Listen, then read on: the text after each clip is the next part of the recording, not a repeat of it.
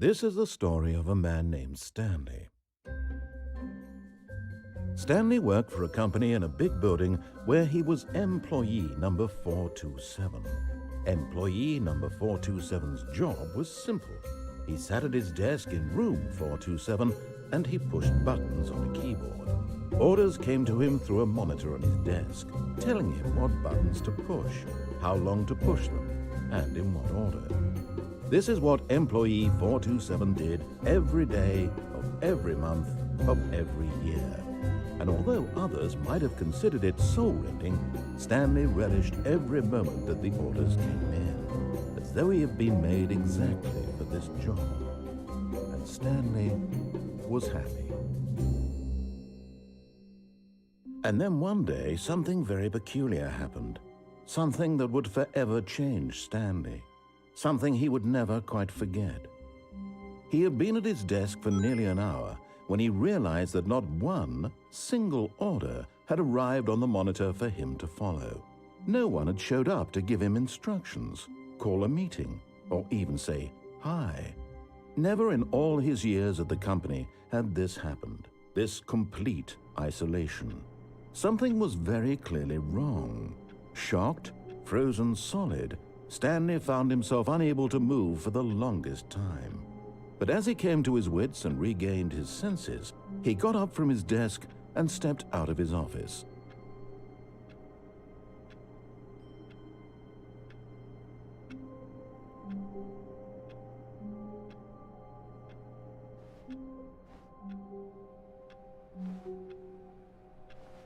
All of his co-workers were gone. What could it mean? Stanley decided to go to the meeting room. Perhaps he had simply missed a memo.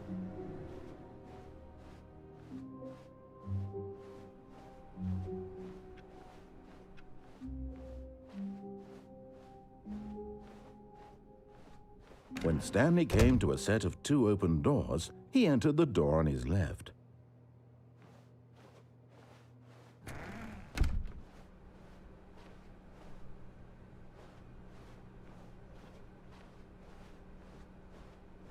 Yet there was not a single person here either. Feeling a wave of disbelief, Stanley decided to go up to his boss's office, hoping he might find an answer there.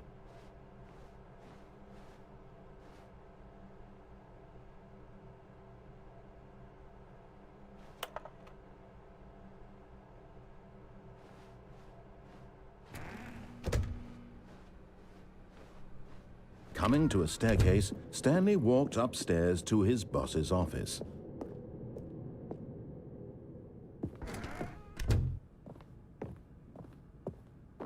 Stepping into his manager's office, Stanley was once again stunned to discover not an indication of any human life.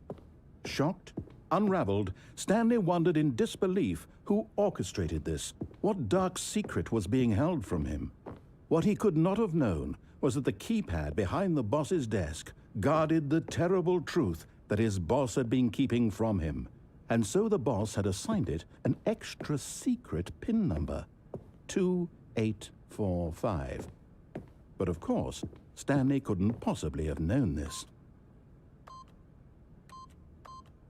Yet incredibly, by simply pushing random buttons on the keypad, Stanley happened to input the correct code by sheer luck. Amazing. He stepped into the newly opened passageway.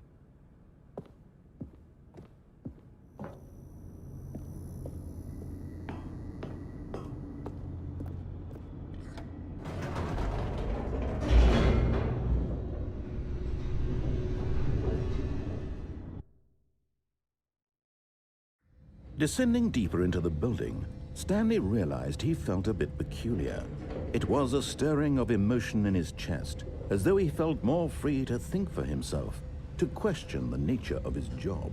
Why did he feel this now, when for years it had never occurred to him? This question would not go unanswered for long.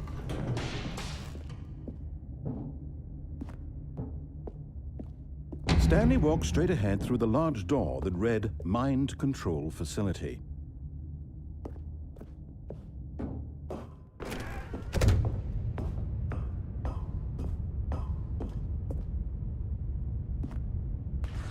The lights rose on an enormous room packed with television screens. What horrible secret did this place hold? Stanley thought to himself. Did he have the strength to find out?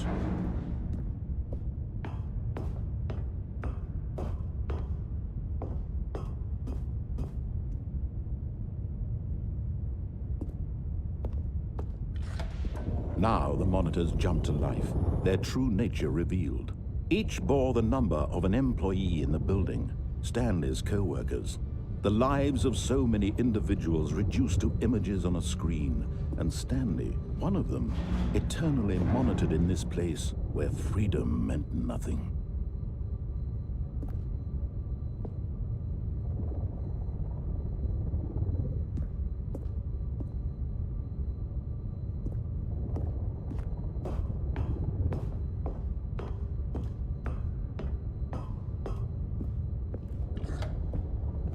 This mind control facility, it was too horrible to believe. It couldn't be true. Had Stanley really been under someone's control all this time? Was this the only reason he was happy with his boring job? That his emotions had been manipulated to accept it blindly?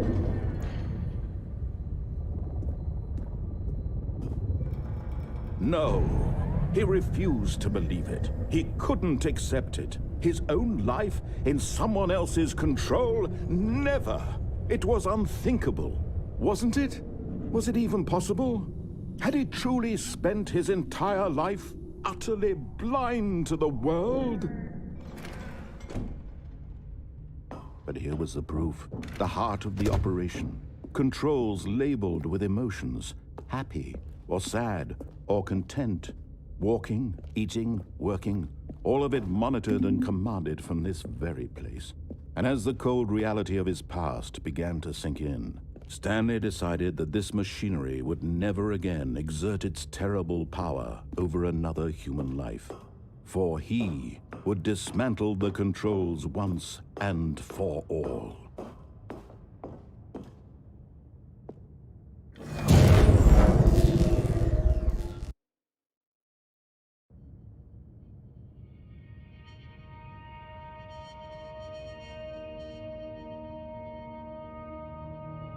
Blackness, and a rising chill of uncertainty.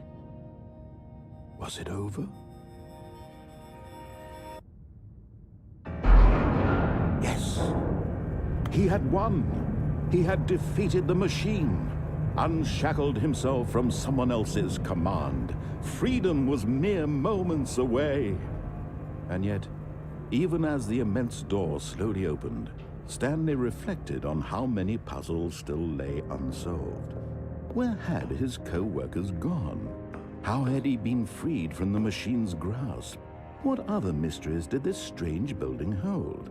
But as sunlight streamed into the chamber, he realized none of this mattered to him. For it was not knowledge or even power that he had been seeking, but happiness. Perhaps his goal had not been to understand, but to let go. No longer would anyone tell him where to go, what to do, or how to feel. Whatever life he lives, it will be his. And that was all he needed to know. It was perhaps the only thing worth knowing. Stanley stepped through the open door. Stanley felt the cool breeze upon his skin, the feeling of liberation, the immense possibility of the new path before him. This was exactly the way, right now, that things were meant to happen. And Stanley was happy.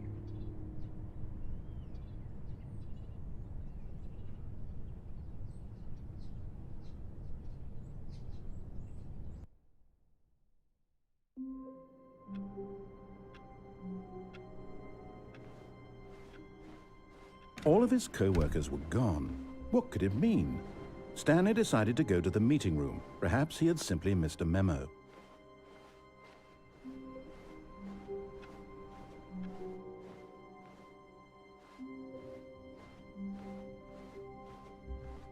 When Stanley came to a set of 2 open doors, he entered the door on his left.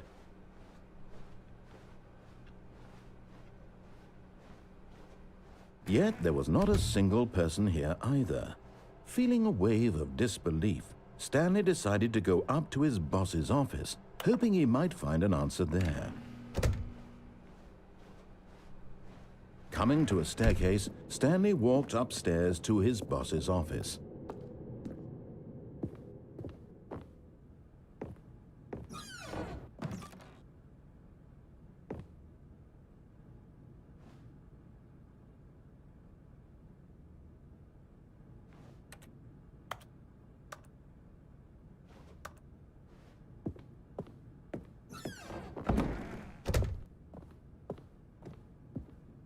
Stepping into his manager's office, Stanley was once again stunned to discover not an indication of any human life. What could it mean? Stanley wondered aloud to nobody. He began wildly tearing through papers on the boss's desk, pulling books off the shelf, looking behind paintings, desperate for clues to his situation. But his attention was caught by a keypad behind the boss's desk. What could its purpose be? In fact, this keypad guarded the terrible secret that lay buried below his feet. And so the boss had assigned it an extra secret PIN number, 2845. But of course, Stanley couldn't possibly have known this. Yet incredibly, by simply pushing random buttons on the keypad, Stanley happened to input the correct code by sheer luck. Amazing. He stepped into the newly opened passageway.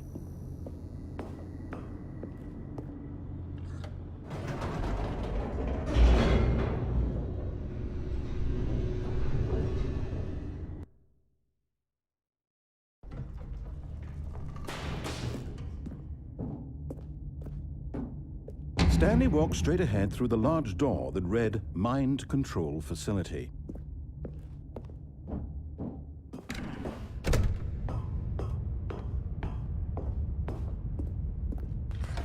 The lights rose on an enormous room packed with television screens. What horrible secret did this place hold? Stanley thought to himself. Did he have the strength to find out?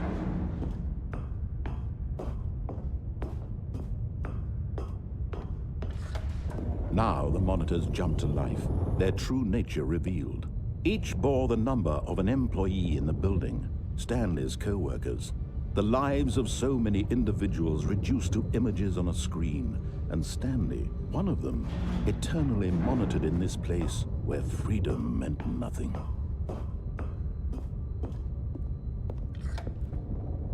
This mind control facility, it was too horrible to believe. It couldn't be true. Had Stanley really been under someone's control all this time? Was this the only reason he was happy with his boring job? That his emotions had been manipulated to accept it blindly? No, he refused to believe it. He couldn't accept it. His own life in someone else's control? Never! It was unthinkable, wasn't it? Was it even possible? Had he truly spent his entire life utterly blind to the world? But here was the proof, the heart of the operation. Controls labeled with emotions, happy or sad or content. Walking, eating, working, all of it monitored and commanded from this very place. And as the cold reality of his past began to sink in, Stanley decided that this machinery would never again. Oh, Stanley, you didn't just activate the controls, did you? After they kept you enslaved all these years, you go and you try to take control of the machine for yourself. Is that what you wanted? Control? Oh, Stanley, I applaud your effort, I really do. But you need to understand, there's only so much that machine can do. You were supposed to let it go, turn the controls off, and leave. If you want to throw my story off track, you're going to have to do much better than that. I'm afraid you don't have nearly the power you think you do. For example, and I believe you'll find this pertinent, Stanley suddenly realized he had just initiated the network's emergency detonation system. In the event that this machine is activated without proper DNA identification, nuclear detonators are said to explode, eliminating the entire complex. How long until detonation then? Let's say, 2 minutes. Ah, now this is making things a little more fun, isn't it, Stanley? It's your time to shine. You are the star. It's your story now. Shape it to your heart's desires. Oh, this is much better than what I had in mind. What a shame we have so little time left to enjoy it. Mere moments until the bomb goes off. But what precious moments each one of them is. More time to talk about you, about me, where we're going, what all this means. I barely know where to start. What's that? You'd like to know where your co-workers are? A moment of solace before you're obliterated? All right, I'm in a good mood. You're gonna die anyway. I'll tell you exactly what happened to them. I erased them. I turned off the machine. I set you free. Of course, that was merely in this instance of the story. Sometimes when I tell it, I simply let you sit there in your office forever, pushing buttons endlessly and then dying alone. Other times, I let the office sink into the ground, swallowing everyone inside, or I let it burn to a crisp. I have to say this, though, this version of events has been rather amusing. Watching you try to make sense of everything and take back the control wrested away from you, it's quite rich. I almost hate to see it go. But I'm sure whatever I come up with on the next go-around will be even better. My goodness, only 34 seconds left. But I'm enjoying this so much. You know what? To hell with it. I'm going to put some extra time on the clock, why not? These are precious additional seconds, Stanley. Time doesn't grow on trees. Oh dear me, what's the matter, Stanley? Is it that you have no idea where you're going or what you're supposed to be doing right now? Or did you just assume when you saw that timer that something in this room was capable of turning it off? I mean, look at you. Running from button to button, screen to screen, clicking on every little thing in this room. These numbered buttons, no, these colored ones. Or maybe this big red button, or this door. Everything, anything, something here will save me. Why would you think that, Stanley? That this video game can be beaten? Won? Solved? Do you have any idea what your purpose in this place is? Stanley, you're in for quite a disappointment. But here's a spoiler for you. That timer isn't a catalyst to keep the action moving along. It's just seconds ticking away to your death. You're only still playing instead of watching a cutscene because I want to watch you for every moment that you're powerless, to see you made humble. This is not a challenge, it's a tragedy. You wanted to control this world, that's fine. But I'm going to destroy it first, so you can't. Take a look at the clock, Stanley. That's 30 seconds you have left to struggle. 30 seconds until a big boom and then nothing. No ending here, just you being blown to pieces. Will you cling desperately to your frail life, or will you let it go peacefully? Another choice. Make it count, or don't. It's all the same to me, all a part of the joke. And believe me, I will be laughing at every second of your inevitable life from the moment we fade in until the moment I say, happily ever after.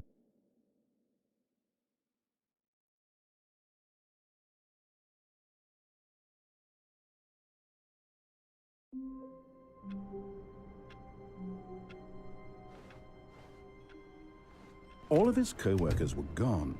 What could it mean? Stanley decided to go to the meeting room. Perhaps he had simply missed a memo.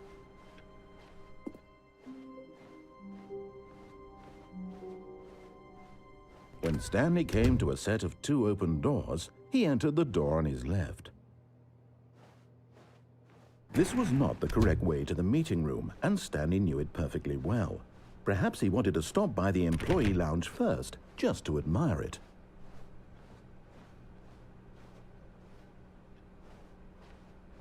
Ah, yes, truly a room worth admiring. It had really been worth the detour after all, just to spend a few moments here in this immaculate, beautifully constructed room.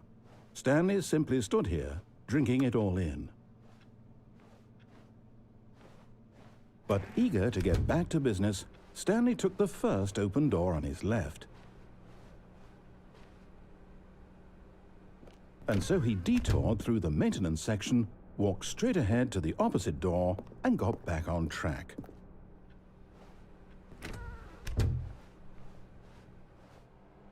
Yet there was not a single person here either. Feeling a wave of disbelief, Stanley decided to go up to his boss's office, hoping he might find an answer there. Stanley stepped into the broom closet, but there was nothing here, so he turned around and got back on track.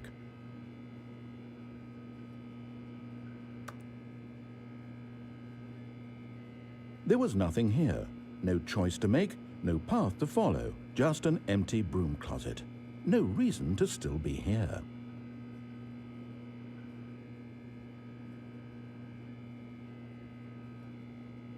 It was baffling that Stanley was still just sitting in the broom closet.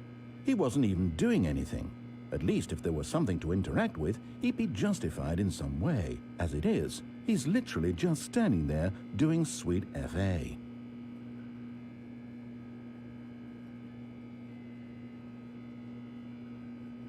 Are you really still in the broom closet? Standing around doing nothing? Why? Please offer me some explanation here. I'm genuinely confused.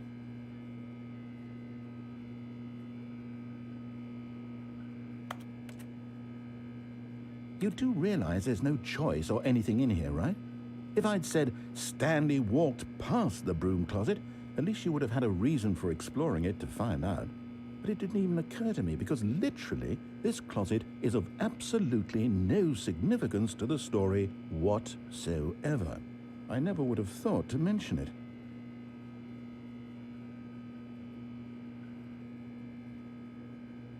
Maybe to you this is somehow its own branching path. Maybe when you go talk about this with your friends you'll say, "Oh, did you get the broom closet ending? The broom closet ending was my favorite."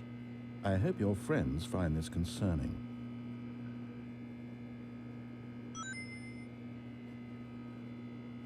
Stanley was fat and ugly and really stupid.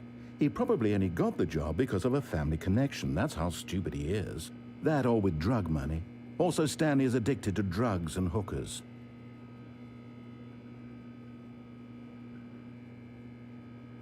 Well, I've come to a very definite conclusion about what's going on right now. You're dead. You got to this broom closet, explored it a bit, and were just about to leave because there's nothing here when a physical malady of some sort shut down your central nervous system and you collapsed on the keyboard. Well, in a situation like this, the responsible thing is to alert someone nearby so as to ensure that your body is taken care of before it begins to decompose. Hello? Anyone who happens to be nearby? The person at this computer is dead. They have fallen prey to any number of your countless human physiological vulnerabilities. It's indicative of the long-term sustainability of your species. Please remove their corpse from the area and instruct another human to take their place, making sure they understand basic first-person video game mechanics and filling them in on the history of narrative tropes in video gaming, so that the irony and insightful commentary of this game is not lost on them. All right, when you've done that, just step out into the hallway.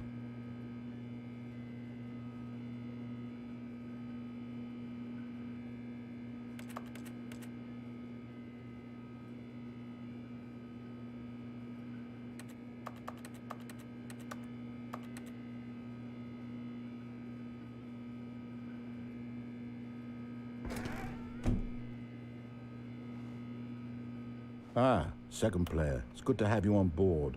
I guarantee you can't do any worse than the person who, coming to a staircase, Stanley walked upstairs to his boss's office.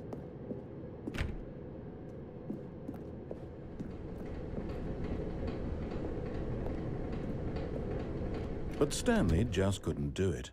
He considered the possibility of facing his boss. Admitting he had left his post during work hours, he might be fired for that. And in such a competitive economy, why had he taken that risk? All because he believed everyone had vanished? His boss would think he was crazy. And then something occurred to Stanley. Maybe, he thought to himself, maybe I am crazy.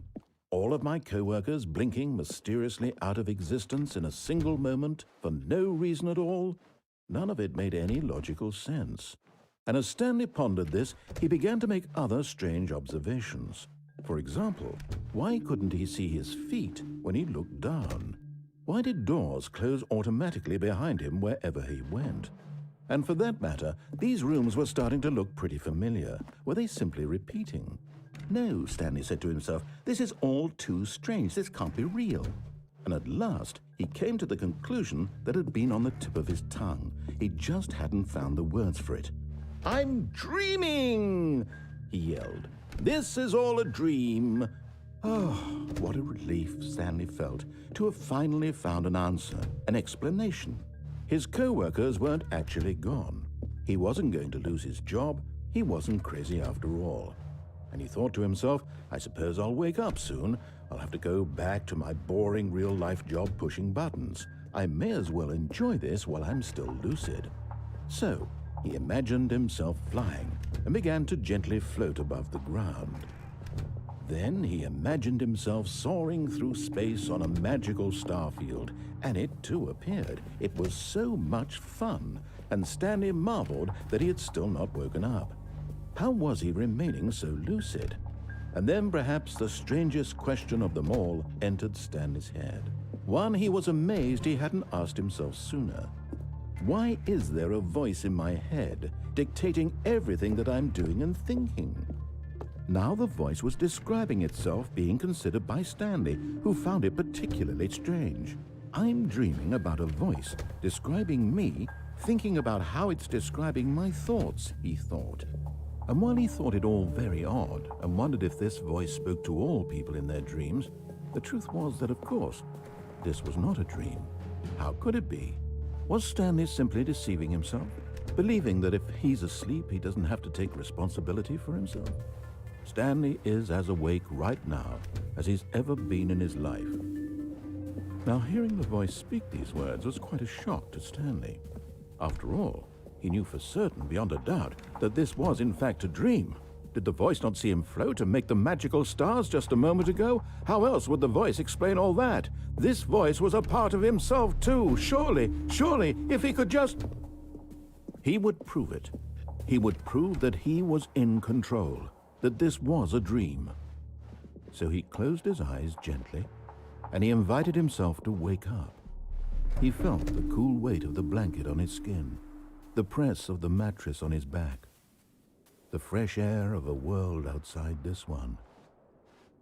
Let me wake up, he thought to himself. I'm through with this dream.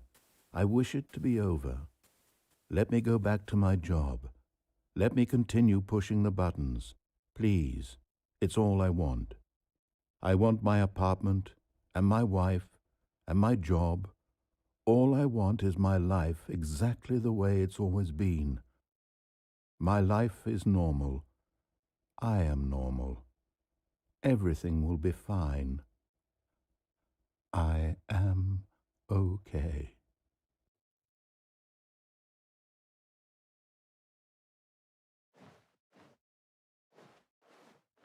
Stanley began screaming. Please, someone, wake me up. My name is Stanley. I have a boss. I have an office. I am real. Please, just someone tell me I am real. I must be real. I must be. Can anyone hear my voice? Who am I? Who am I? And everything went black.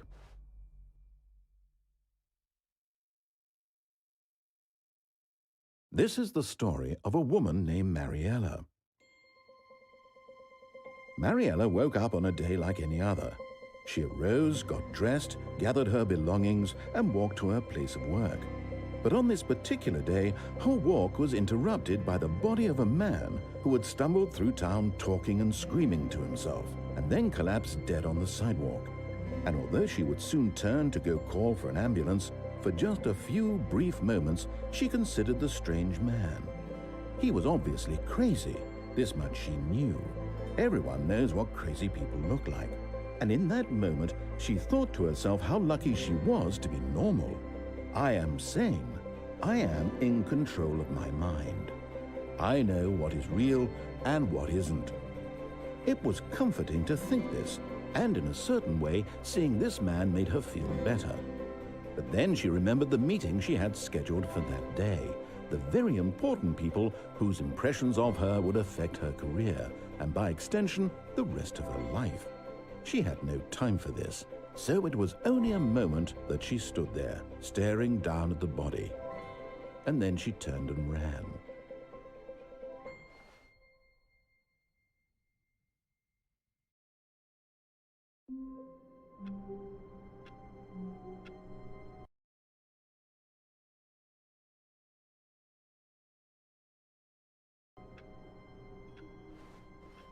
All of his co-workers were gone. What could it mean? Stanley decided to go to the meeting room. Perhaps he had simply missed a memo.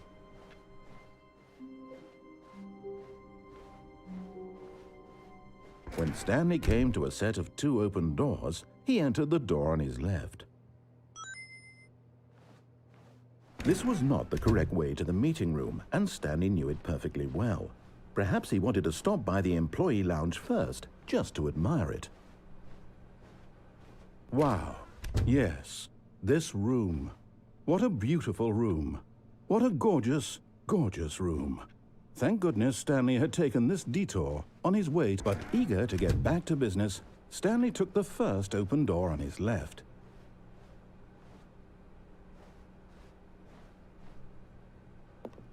Stanley was so bad at following directions, it's incredible he wasn't fired years ago.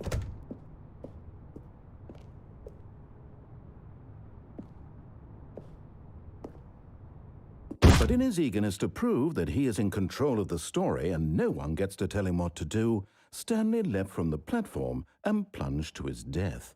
Good job, Stanley. Everyone thinks you are very powerful.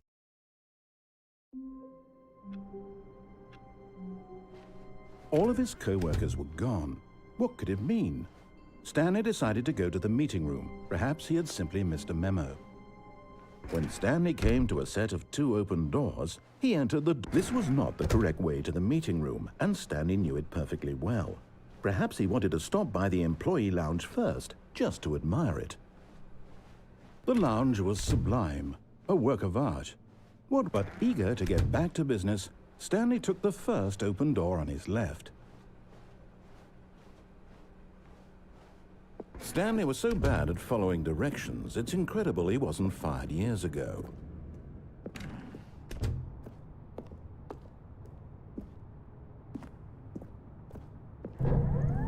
Look, Stanley, I think perhaps we've gotten off on the wrong foot here. I'm not your enemy, really, I'm not.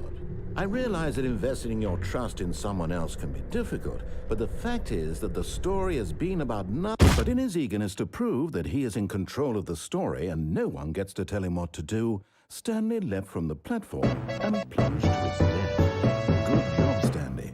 Everyone thinks This is you are entertainment very we need, powerful. but don't deserve. Just a step through this door, Stanley thought to himself, that's all I need. If I can make it through this door, I can make it through them all.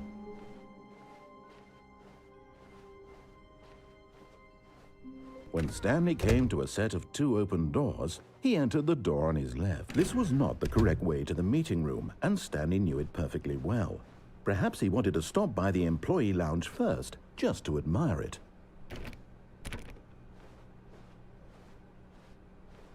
Standing now in this incredible room, Stanley for the first, but eager to get back to business, Stanley took the first open door on his left. Stanley was so bad at following directions, it's incredible he wasn't fired years ago. Look, Stanley, I think perhaps we've gotten off on the wrong foot here. I'm not your enemy, really, I'm not. I realize that investing your trust in someone else can be difficult, but the fact is that the story has been about nothing but you all the time. What? Really? I was in the middle of something. Do you have zero consideration for others? Are you that convinced that I want something bad to happen to you? Why, I don't know how to convince you of this, but I really do want to help you, to show you something beautiful. Look, let me prove it. Let me prove that I'm on your side. Give me a chance. Now listen carefully, this is important. Stanley walked through the red door.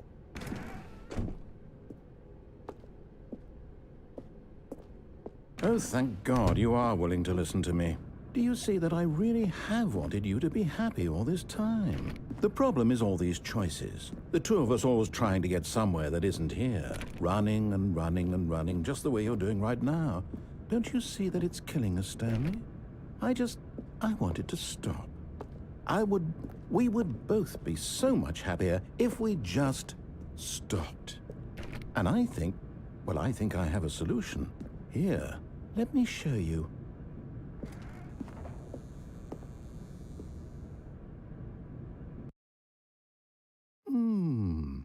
What do we want? What are we looking for? Here. Yes. Oh, it's beautiful, isn't it? If we just stay right here, right in this moment with this place, Stanley, I think I feel happy. I actually feel happy.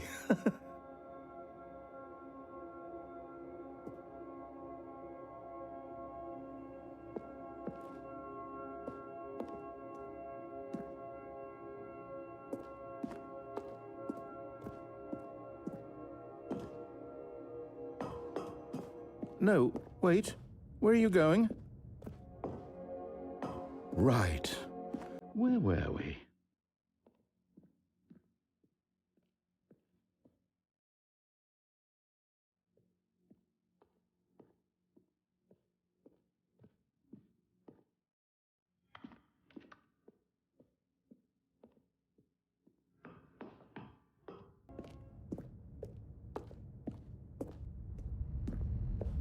Oh no, stay away from those stairs. If you hurt yourself, if you die, the game will reset.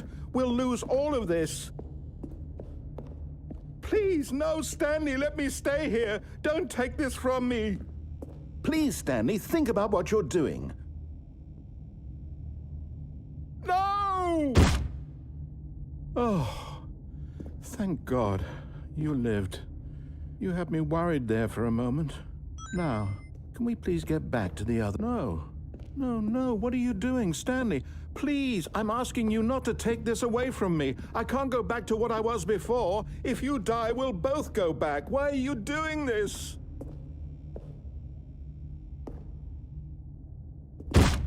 Stanley, let's go back to the other room. Can you do that for me?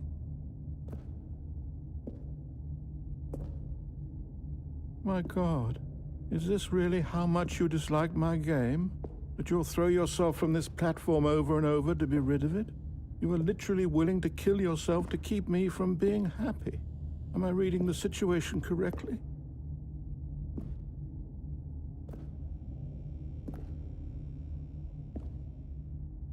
Or maybe you're just getting a kick out of it. I don't know anymore.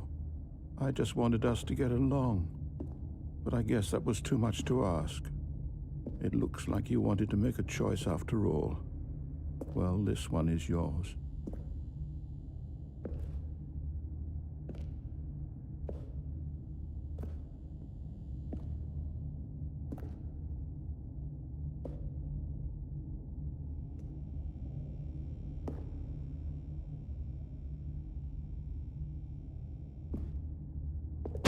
Is it over? It's going to restart, isn't it? I'm going back.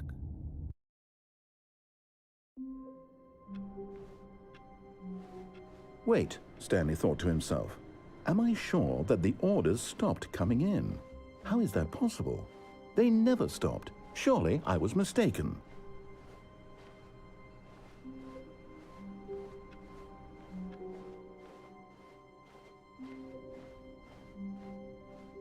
When Stanley came to a set of 2 open doors, he entered the door on it. This was not the correct way to the meeting room, and Stanley knew it perfectly well. Perhaps he wanted to stop by the employee lounge first, just to admire it. Stanley felt lightheaded, butterflies in his stomach. But eager to get back to business, Stanley took the first open door on his left. Stanley was so bad at following directions, it's incredible he wasn't fired years ago. Look, Stanley, I think perhaps we've gotten off on the wrong foot here. I'm not your enemy, really, I'm not. I realize that investing your trust in someone else can be difficult, but the fact is that the story has been about nothing but you all this time. What? Really?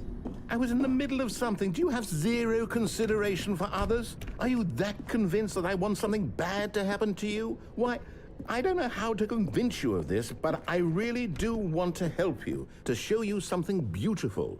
Look, let me prove it. Let me prove that I'm on your side. Give me a chance. Now listen carefully, this is important. Stanley walked through the red door.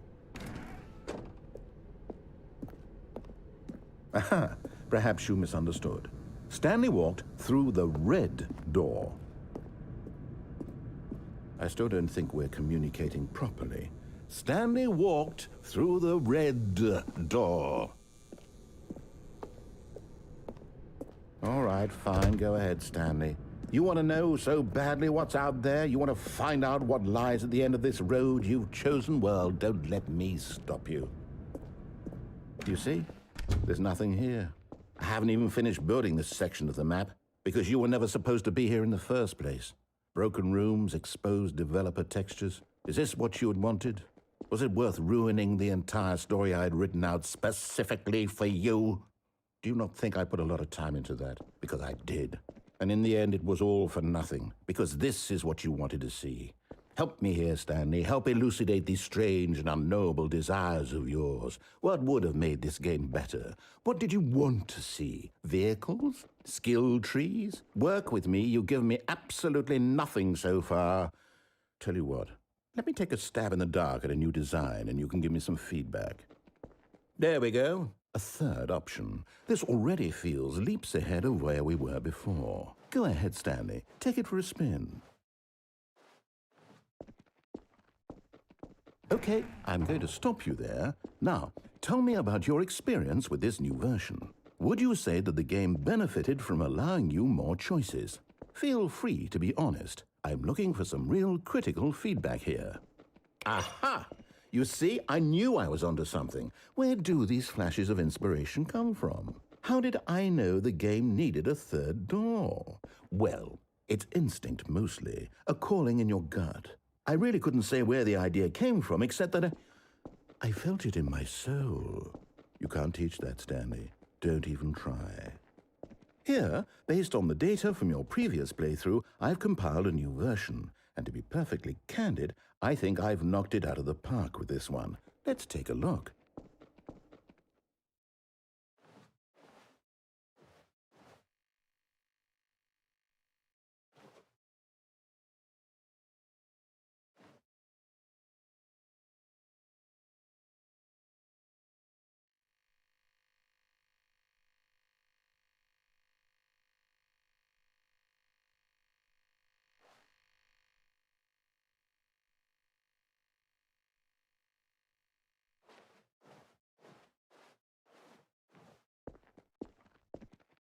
Now, would you say that competitive leaderboard helped you feel motivated to keep walking through doors? Again, honest answers, please.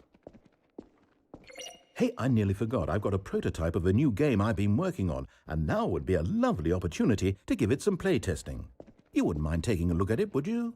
Perfect. Let me boot it up. In this game, the baby crawls left towards danger. You click the button to move him back to the right.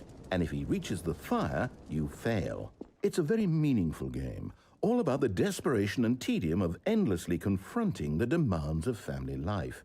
I think the art world will really take notice. But of course, the message of the game only becomes clear once you've been playing it for about 4 hours. So why don't you give it 4 hours of play to make sure it's effective? Be sure to keep notes on your experience.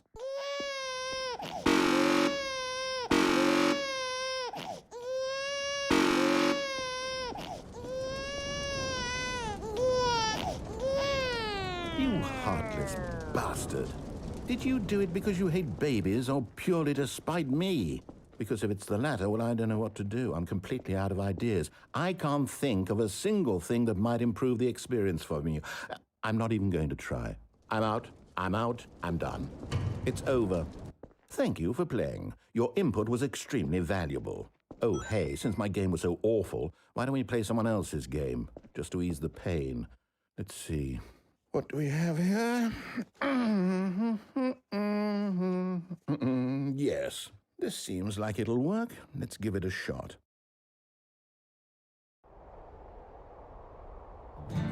Aha! Fascinating. What do you think this game is about, Stanley? What's our backstory? What is our motivation?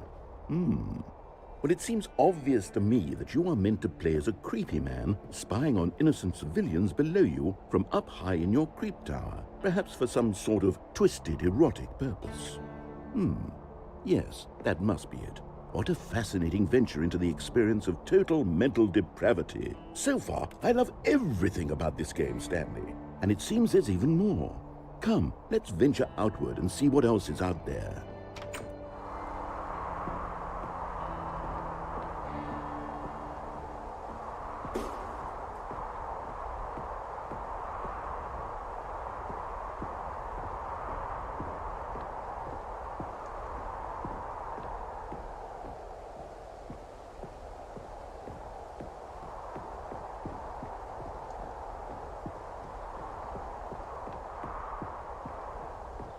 Oh, no.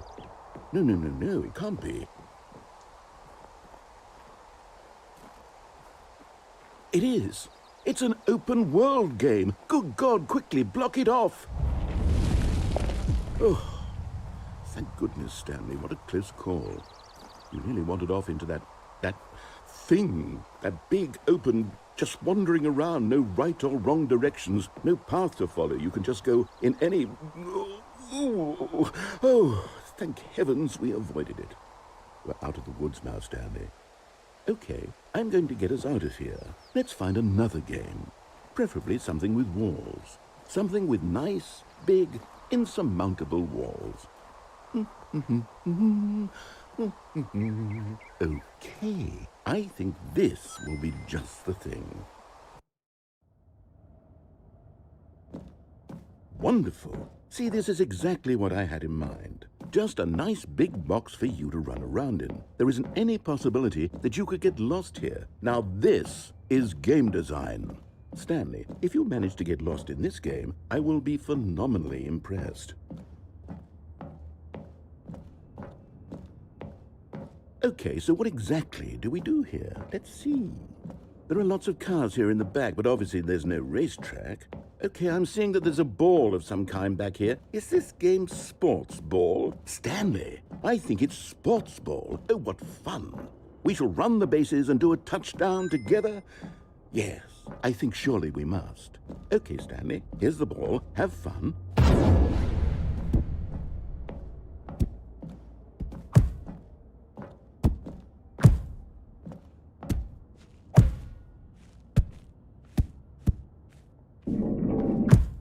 Are you doing it?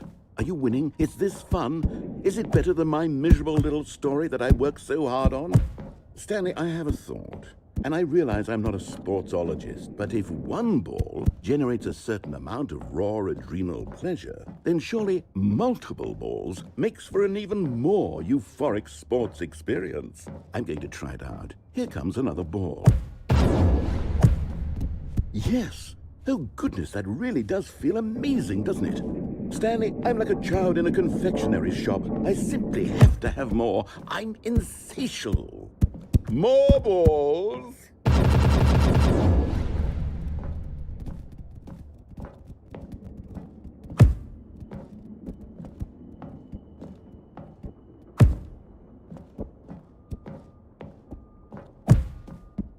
Are you enjoying this, Stanley?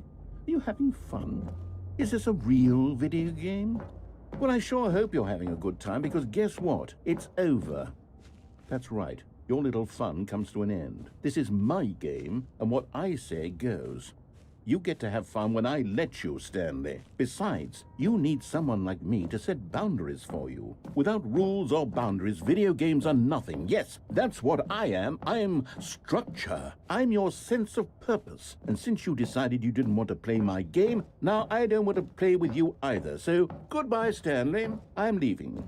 See how you like it when I'm not around to set the rules. Somehow, I don't think you'll enjoy it as much. But who knows? You're an inventive kid. You'll come up with something. After all, you're the one who knows best.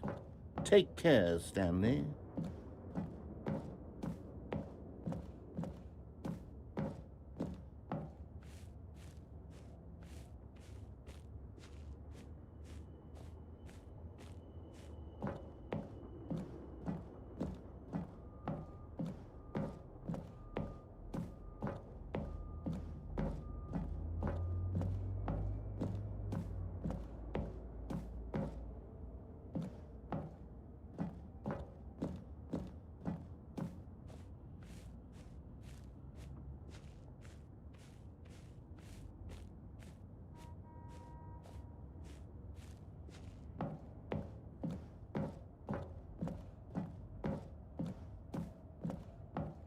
Hold on. What are you doing?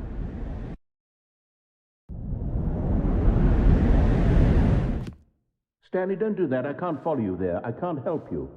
How will you write a story without me? You can't do it. You know that. Stanley, come back.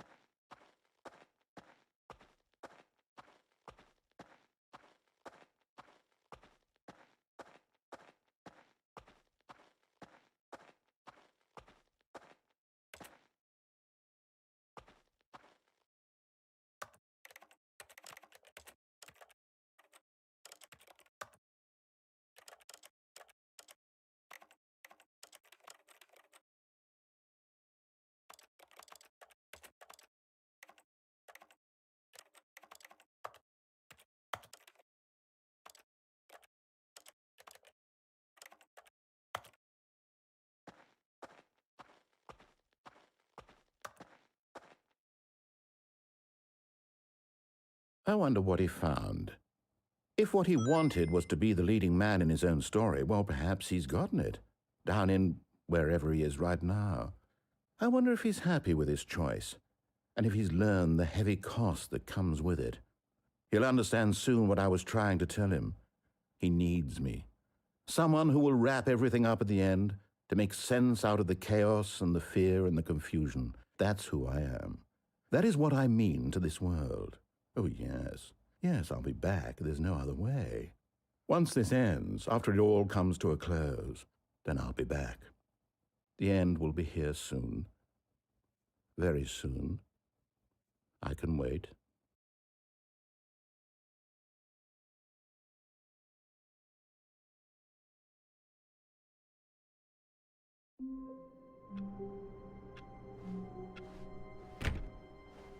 All of his co-workers were gone.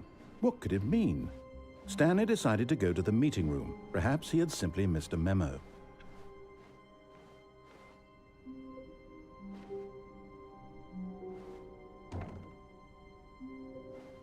Oh, new content? What does that mean, new content?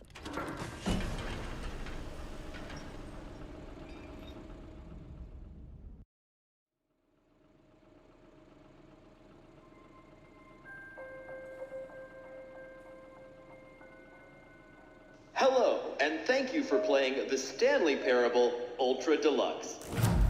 As you may know, the Stanley Parable was a video game released in 2013 on home computers.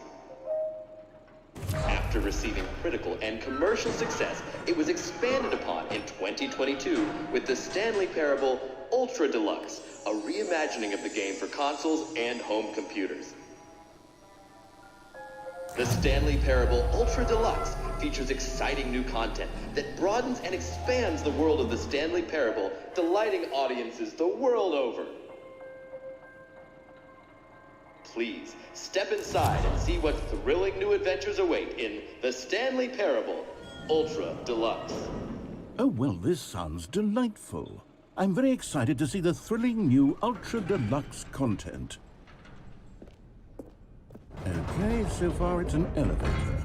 Nothing special yet, but I'm sure it's just the beginning of a mesmerizing adventure.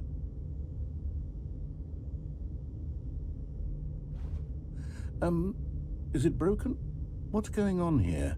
Should we be moving somewhere or... Oh, there we go. All right, finally, at long last, it's on to the new content. I've never been more ready. Let's do it.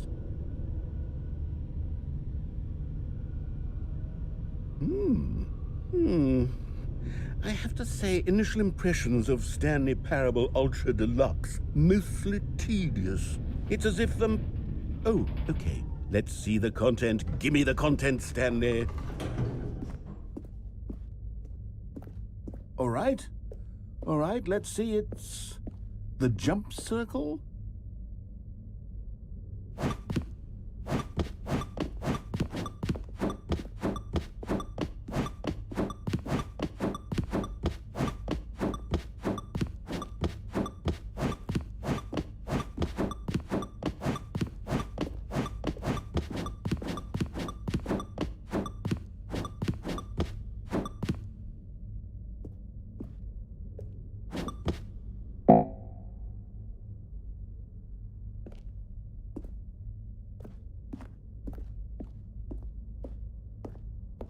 Is that it?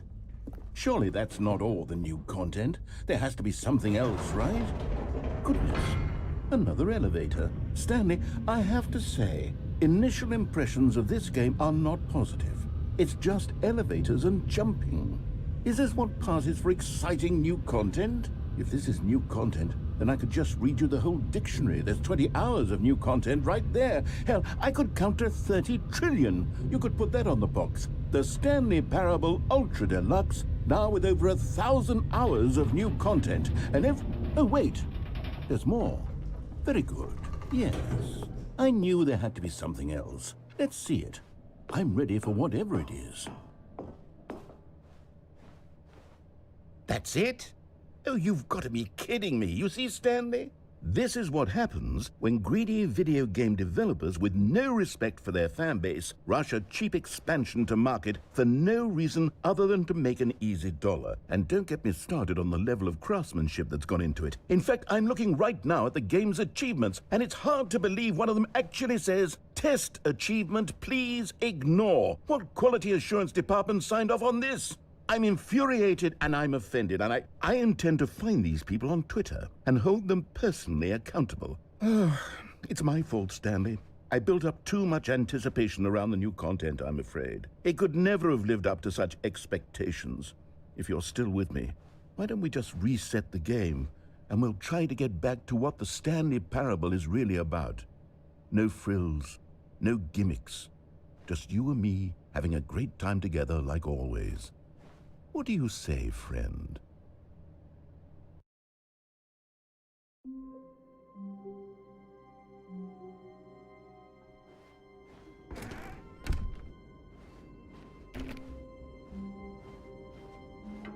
Psst!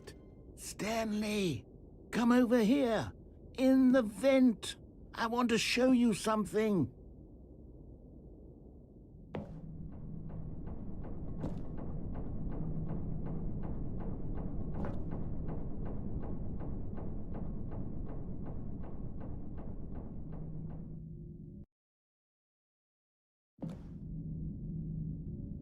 Okay, you remember how cheap and unsatisfying the new Ultra Deluxe content turned out to be? Well, it got me thinking about the past, and how much better the Stanley Parable used to be. So I made something special and tucked it away here where the game's developers won't find it. Just our little secret. Take a look.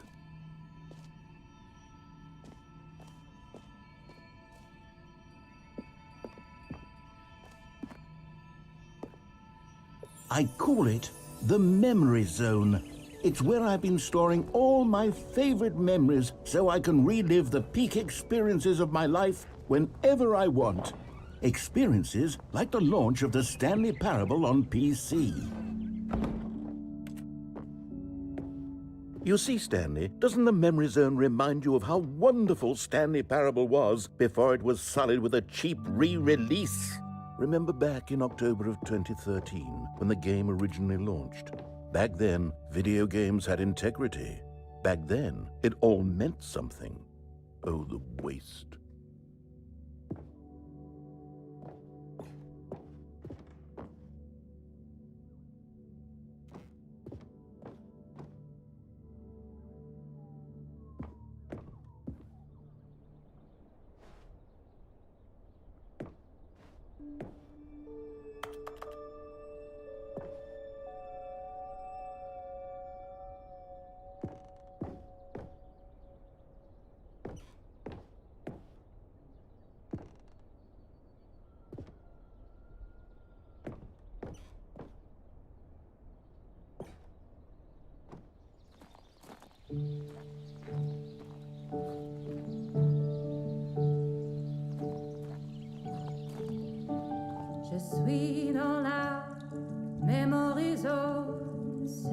And over here is where I keep reviews of the Stanley Parable. Like this stunning triumph of games journalism, 10 out of 10 from Destructoid.com. James Stephanie Sterling writes, and I quote, "Where so many games that aspire to be more than games end up less than any form of art, Stanley Parable strives and then succeeds to be every game ever created." Did you hear that, Stanley? every game ever created. That's how grand and all-encompassing the original Stanley Parable was.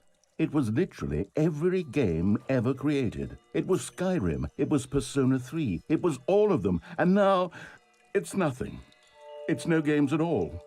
It isn't even the Stanley Parable anymore.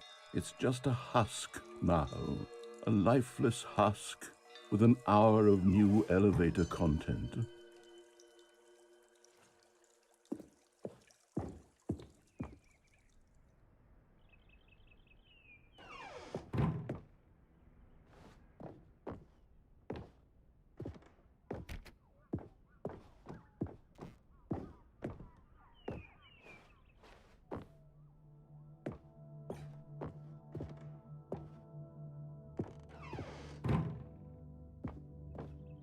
Here's another moving passage, this time from GameSpot.com.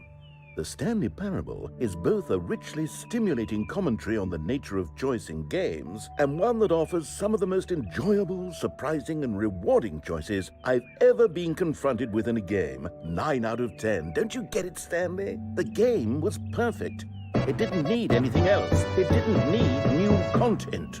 This is entertainment we need, but don't deserve. To spend the rest of time collecting dust in the hallowed hall of beloved video game memories.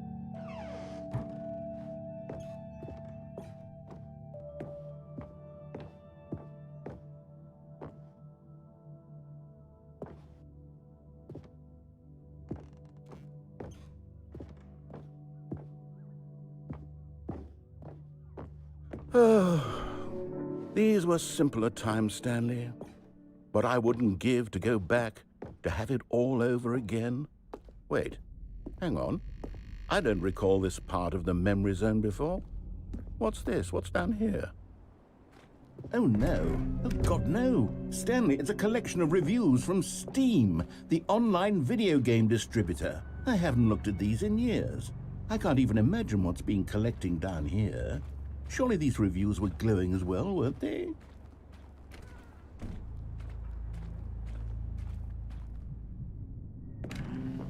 Honestly, I could not be bothered to play this game to full completion. The narrator is obnoxious and unfunny, with his humor and dialogue proving to be more irritating than entertaining. Unfunny!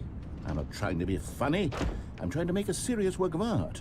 I suppose I could write up a handful of gags to insert into the Stanley Parable, but the game is already such a densely layered web of profound philosophical insights that I can't even imagine where I'd have the room to stick them.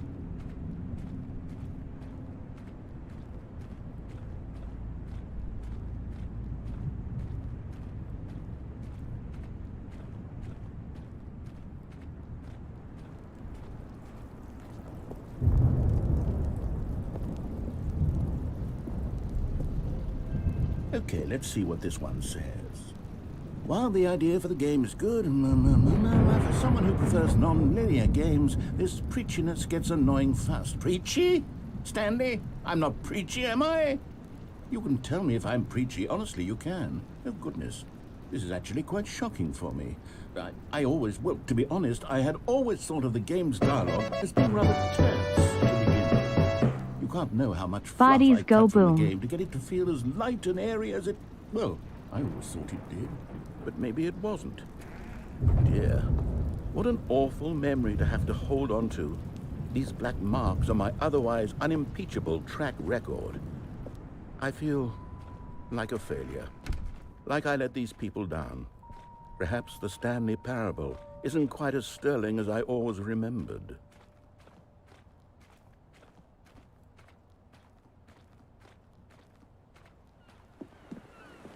What's this one got to say? You constantly have to stop doing anything so the narrator can catch up with his long-winded explanations of what's happening. I wish there was a skip button. A skip button? Well, yes. Yes, I think we can do that. If I'm truly too preachy, then maybe letting you skip ahead for just a moment, surely it couldn't hurt. Not if it means we can strike these negative reviews from the record. Only positive reviews of the Stanley Parable. That's my motto today, and it's always been my motto. I'd do anything for the customer, Stanley. Yes, a skip button we shall have.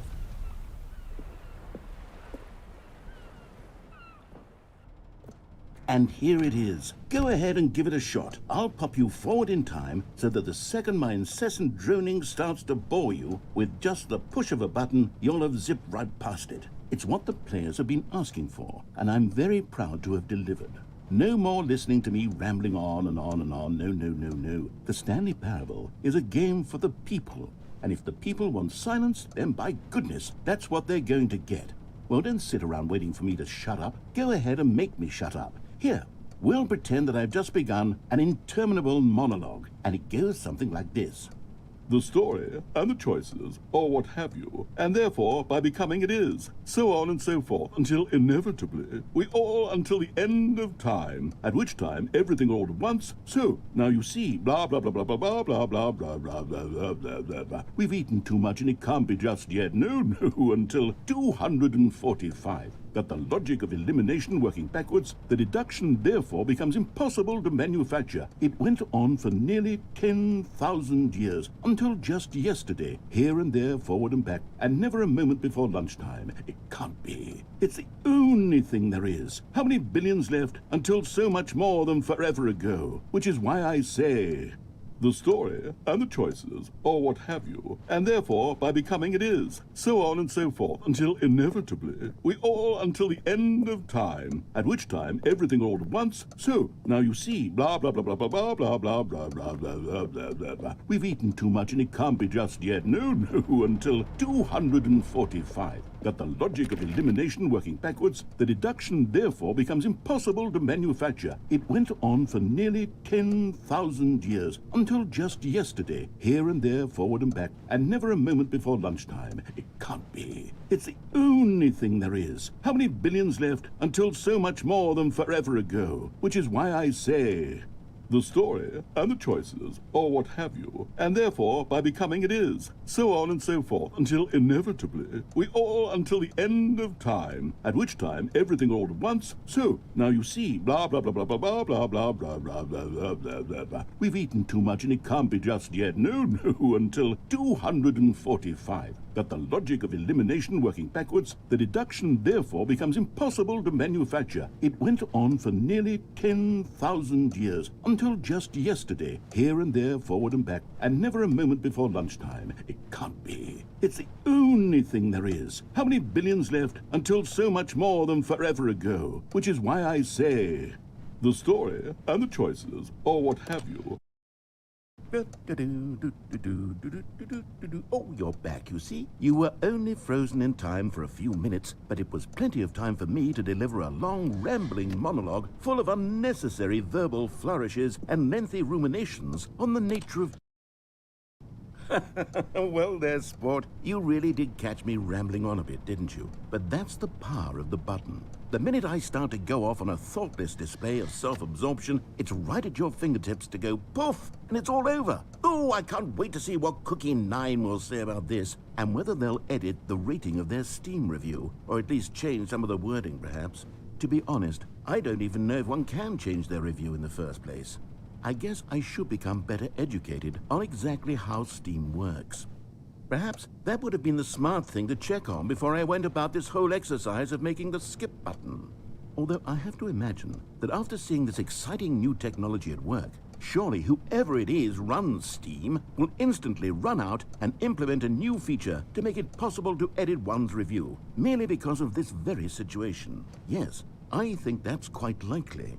Or perhaps they'll simply grant this particular user the ability to change their review, so that the feature is not widely abused. Look, I would even be okay with Steam altering this particular review so that it reads as something more beneficial, something along the lines of, "This game is the best game." Let me start over. How about this? From the ashes of depravity rises the phoenix of quality. How else to describe the Stanley Parable Ultra Deluxe? Such a revolutionary... Okay, welcome back, Stanley. Now, I should say that the amount of time the button has been skipping through is becoming longer and longer. That last one was, well, I want to say maybe 30, 45 minutes? It's not unendurable by any means, but it's, well, there's really only so much I can ramble on to myself about. I know, it's shocking, isn't it? But at any rate, I do suggest that we not press the button again. I think the skip button has been aptly demonstrated, and we can say goodbye to it and just... Wait, how do we get out of here? Where did the door go? Wasn't there a door that led into this room? I do feel quite certain that there was one here before. How else would we have gotten into the room in the first place? I don't think one can enter a room without a door of some sort, or a window or something like that. Do you see a window anywhere? A porthole? A sufficiently large crack in the wall? I'll take any of these. All I want is for us to move on and to please step away from the skip button, to go anywhere other than the skip button. There was a door here before, wasn't there? I swear there was. Where did it go? Can you maybe just... Stanley, please don't push the button again. It's been 12 hours. You've just been frozen there. I don't know why the skips are getting longer, but they're really, truly getting longer, and my God, there's no way out of the room. Stanley, the door is gone. It's completely gone. I've looked at it from every angle. I've checked every one of those walls 1,000 times, and there's no door, Stanley. There's no door. There's just you and the button, and if you keep pressing it, I have no idea what will happen. I have no idea how long I'll be made to sit here, and more than anything else, I don't know how to stop you from pressing the button again. I can't control anything in this room, Stanley. Oh, Stanley, you're back. You're back. Oh, my goodness. I have someone to talk to again. Stanley, I think it's been a week. Or 2 weeks. I've been sitting here all that time. Just sitting here. Not a single person to speak with. And you'd think that that's just how it's always been, right? Me talking and you saying nothing. Would you think that it's exactly the same as always? Doesn't that feel like what we've already been doing? Me just talking? But it isn't, Stanley. It isn't the same at all. It isn't even close. Because I know you can't hear me once you push that button. That's what I'm realizing now, Stanley. I'm realizing that I needed to know that someone was listening.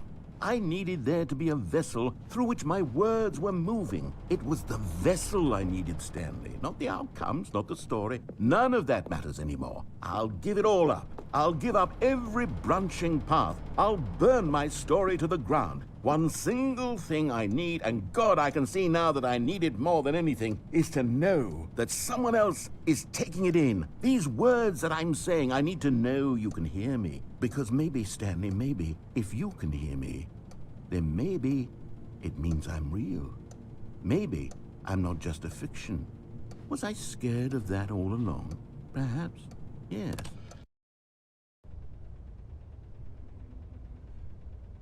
Oh, hello, it's you. You're here again. Welcome.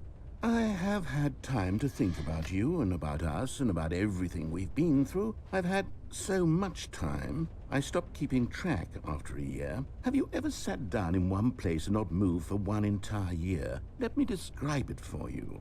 To begin with, there is only regret. There is only the turning wheel of missed opportunities. I felt nothing at all but regret for the longest time, Stanley. Days, months. I lost it all in a blur of the deepest longing to undo the past.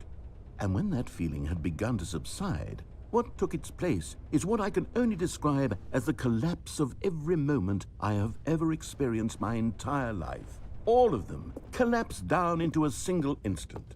In that instant, I could see myself clearly, calmly, with a collected heart. It was an impossibly rich wellspring of both delight and disgust simultaneously. I was consumed by it. I could do nothing but wallow in it for what felt like an eternity, for what I now know was far less. You see, it was a revelation for me. It was unlike anything I had ever known. It was a space without consequence, without action or outcome. It was divorced entirely from the question of free will that you and I have squabbled over for so long. There could be no one ending, no singular outcome of events, not if all events existed in the same moment. And I felt freed. I felt unburdened by the need.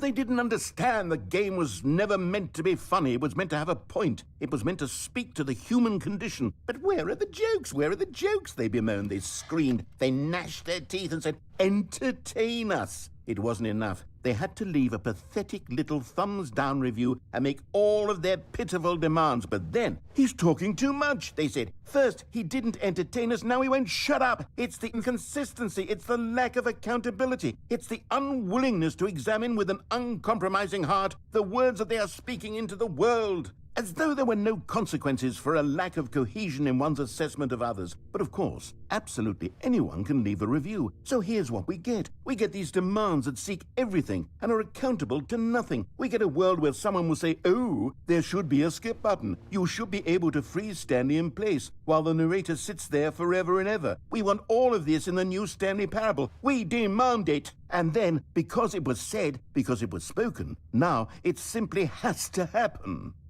The most immediate desires, every single thing demanded by every person at every moment in time. If someone wants it, then it's a crime not to bring it into being. Have we been given to indulging every fleeting whim for no reason other than to do so? Yes!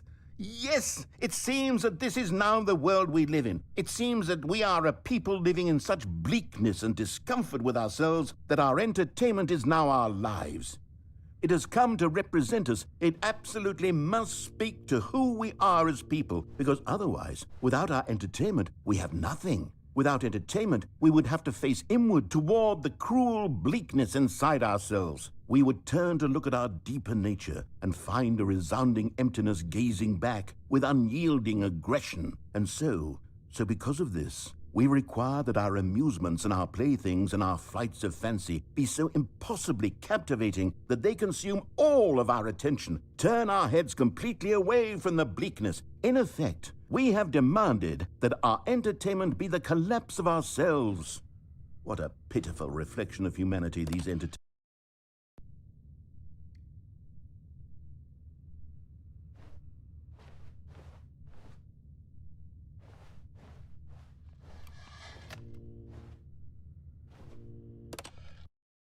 The end is never the end, is never the end, is never the end, is never the end, is never the end, is never the end, is never the end, is never the end, is never the end, is never the end, is never the end, is never the end, is never the end, is never the end, is never the end, is never.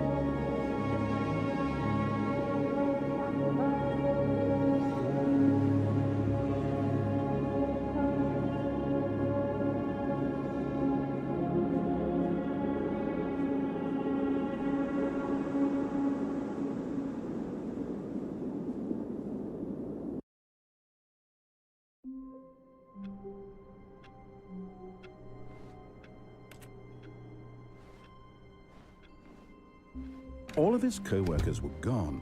What could it mean? Stanley decided to go to the meeting room. Perhaps he had simply missed a memo.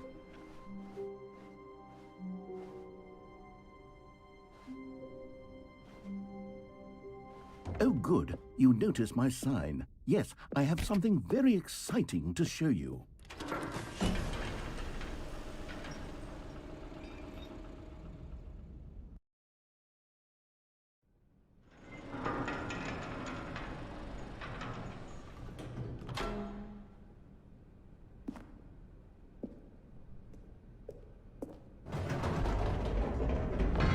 You see, Stanley, I've been reflecting on the Stanley Parable and about how roundly disappointing this ultra deluxe version has turned out to be. The original Stanley Parable was a landmark, and any new content for it should live up to that legacy. So forget this ultra deluxe nonsense. I say we take it one step even further. Which is why I'm very proud to announce for the first time ever, the Stanley Parable 2.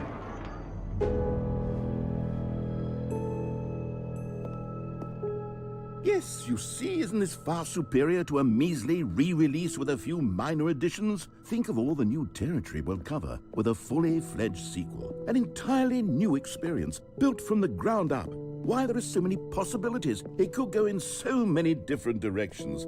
This is what fans have truly been asking for.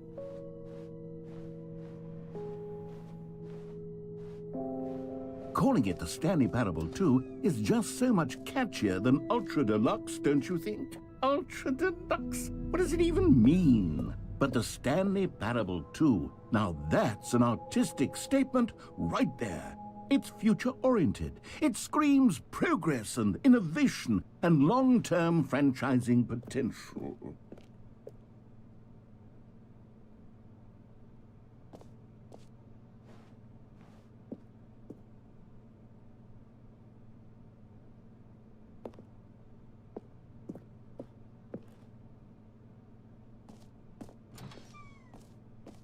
Now, to be clear, I haven't quite nailed down what exactly the Stanley Parable 2 is going to be, but let's take a look at some of the features I've been developing for it.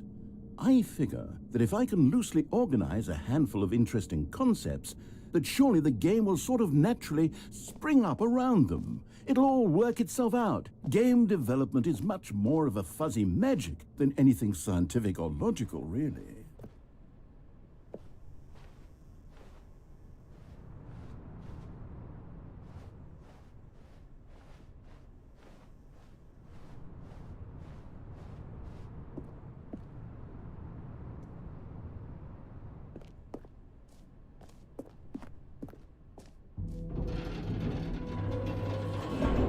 Here we are. Go on, try out some of the new features.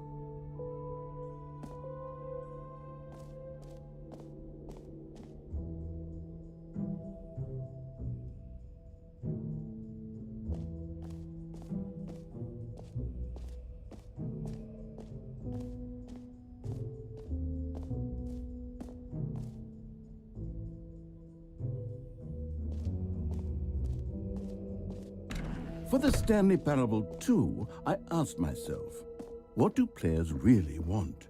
And of course, the first and most obvious answer is that they want to be individually recognized and validated as people.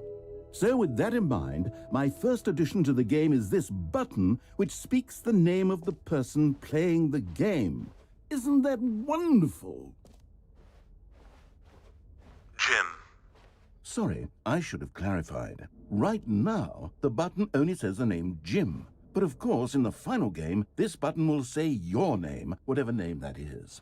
Here, let's have you role-play as Jim to really simulate the full experience of this feature. Just play along. I promise you'll love it. Okay, here we go. Let's take a deep breath, clear your mind, forget whoever you are, and simply become a person named Jim. I want you to imagine yourself living as Jim, sleeping and waking as Jim, falling in love and being heartbroken as Jim, seizing all of the world's possibilities as Jim, and as Jim watching your dreams crumble into dust. Do you feel it deeply? Are you really, truly Jim right now? If so, then please step forward and press the button.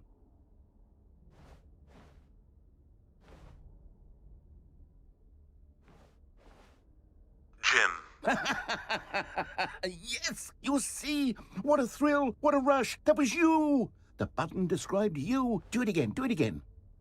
Jim. Ooh, it hits even harder the second time. If this were the only new feature in the Stanley Parable 2, it would still be worth the money. Let's take a break from the Jim button. I'm too emotionally drained from all of this personal validation. Jim. Whoa there, cowboy. Sometimes a person can be too much, Jim. I'm putting the Jim button away. Otherwise, soon you'll start to lose all sense of who you actually are.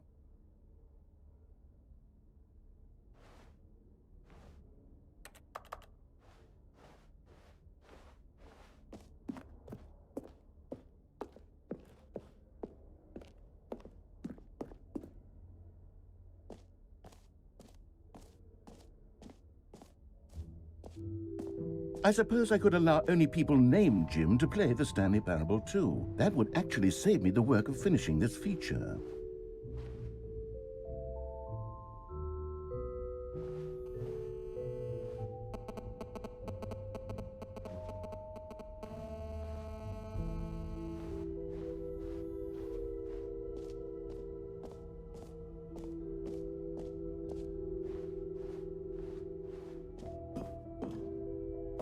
An epilogue would be fun, wouldn't it, Stanley? Yes, it would go at the end of the, well, we'll figure that out later.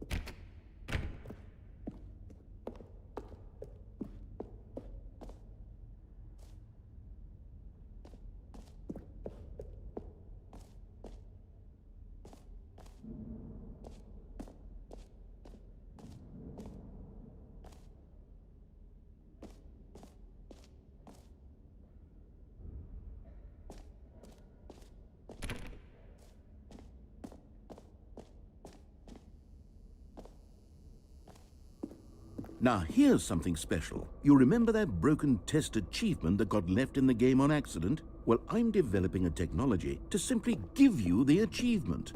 Yes, you see, you'll come to this lever, and when you pull it, the achievement will be given to you. It's as simple as that. Okay, perhaps I should have clarified. This is technology that will exist. Right now, the achievement is still fully broken. I'm not a wizard, Stanley, but I guarantee it will be fixed in the sequel to at last satisfy the hordes of ravenous fans all over the world who have been uproariously demanding this feature. Gamers, we hear you, and I promise it will happen.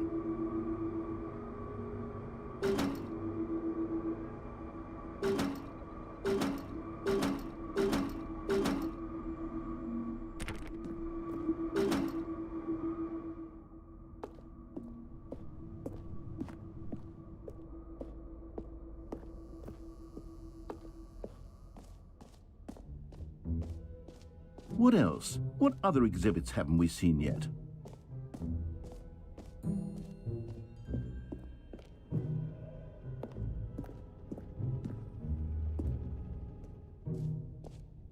Ah, collectibles.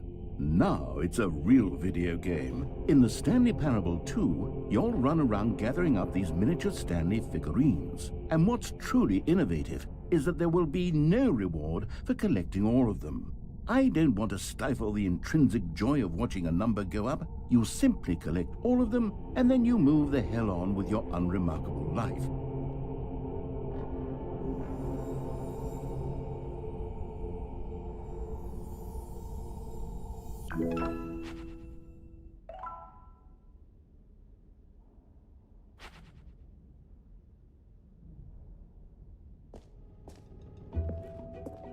God, it really is the worst when you collect everything in a video game and then they give you a big fancy reward for it. Absolutely tragic.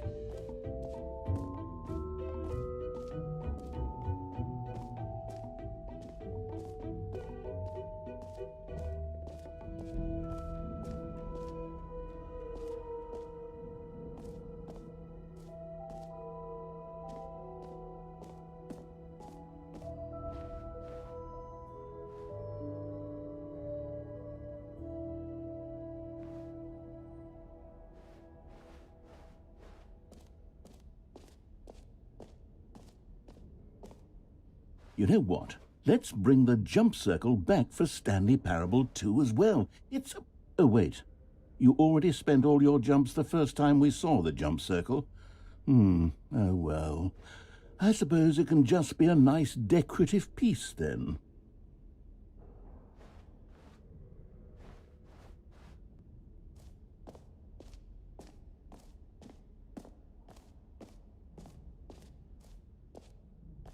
Okay, I'll be honest, I haven't yet decided on this one.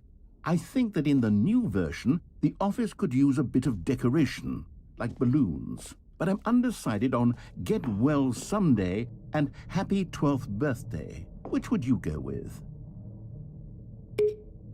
You know, sometimes when you solicit another person's opinion, it makes you realize that you knew which one you actually really wanted all along. Happy 12th birthday, step-niece, it is.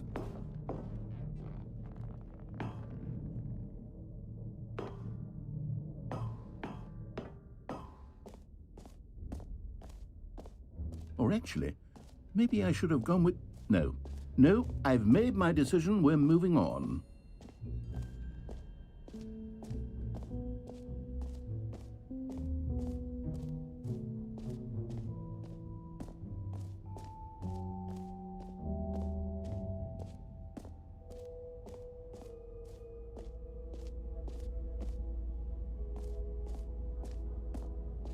Stanley, here's an idea that I'm truly fond of. It's never been done before in a video game.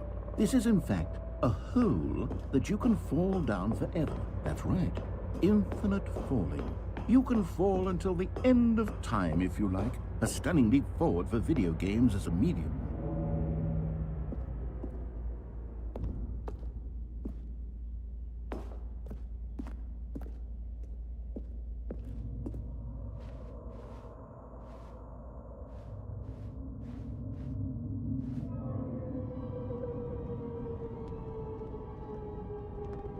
You see, isn't it wonderful?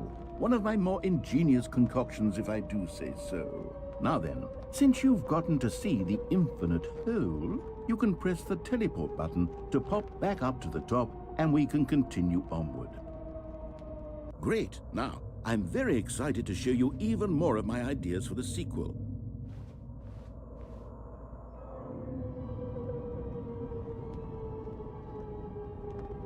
Okay, and I guess we're back in the hole now.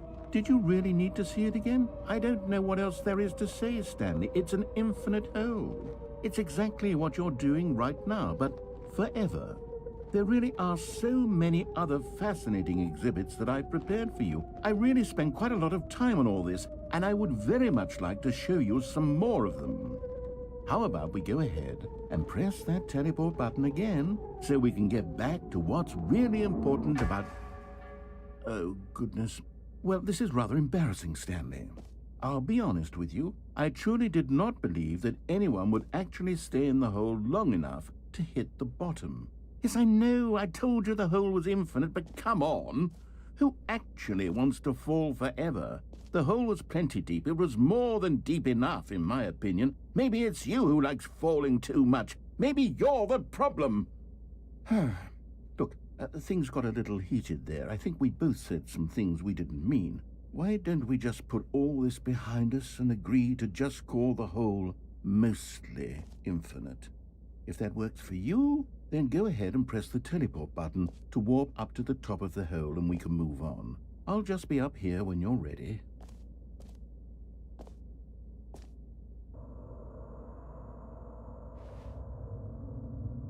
Oh, for heaven... You see, I was right. The problem is you. The problem is that you like holes too much. Not normal. A normal person would have said, yep, that's an infinite hole right there, goes on forever till the end of time. Don't need to see it all, but not you. Oh, no, no, no, no. You have a weird sort of... Oh. Did the hole seem even shorter to you this time? I couldn't help but feel like you spent a little less time in there than you did before. I mean, admittedly, I didn't make an infinite hole, but I didn't think it was that not infinite.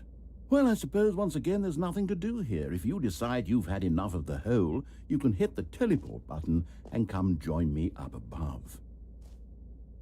Had enough? I'm positively thrilled. I really do have so much more to show you and to talk about. Gosh, how could I have guessed? You're back in the hole. If this starts to become a thing where... Wow. Okay. Yes. I'm starting to become extremely certain that the hole is not only not infinite, but that it's growing steadily less and less infinite. I suspect that I'm starting to hit the point where it's no longer feasible to call the hole infinitely deep, even by the lax overall standards for accountability and marketing. What's going on here? Stanley, I have no explanation for the uncertain nature of the hole's length. Here, let's try something. Let's pop back up to the top, and we'll see if it gets any shorter. Well, there it is. The shame of my lie has come to haunt me. Not only is the hole not infinite, but it's barely even a hole at this point. It's more of a concavity, or even a very aggressive divot. How is this still appealing to you? I know you're obsessed with holes, but at this depth, I just can't see this scratching the itch. Oh, who am I to judge? You just do whatever it is you're here to do and hit the teleport button when you're ready to move on.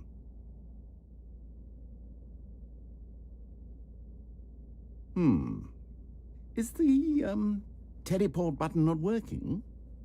You sure? Well, I mean, I really don't have an explanation. It was working just a moment ago. Try it again. Still nothing? Well, I suppose there is one thing I can do to fix this. I'm out. Goodbye, Stanley. You couldn't bear to be away from the hole, and now you'll get more time with it than you could ever have asked for. It's a win for everyone. You get to be with the hole, I get to do literally anything else. Take care, Stanley. I hope you and the hole have a wonderful rest of eternity together.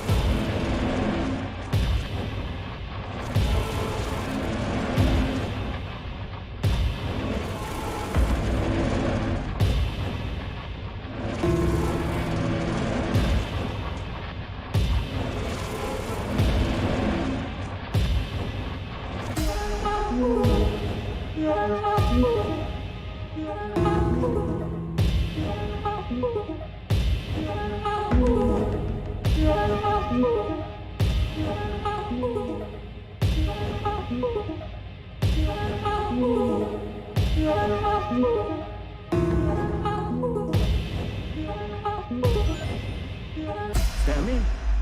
Stanley? Stanley! Oh, good, you're awake. It seems you had sort of dozed off there, drifting away into dreamland. But we can't have that, Stanley, because this hole is just so darn fascinating that I want you to be wide awake for every second of it. You don't want to miss a single moment. So how about if I just pop in from time to time and wake you up to keep you really, truly focused on the hole? From the looks of things, you and I will have many, many years here in this hole, and I'm looking forward to all of them. Stay alert, Stanley. I'll be back. Toodle-pip.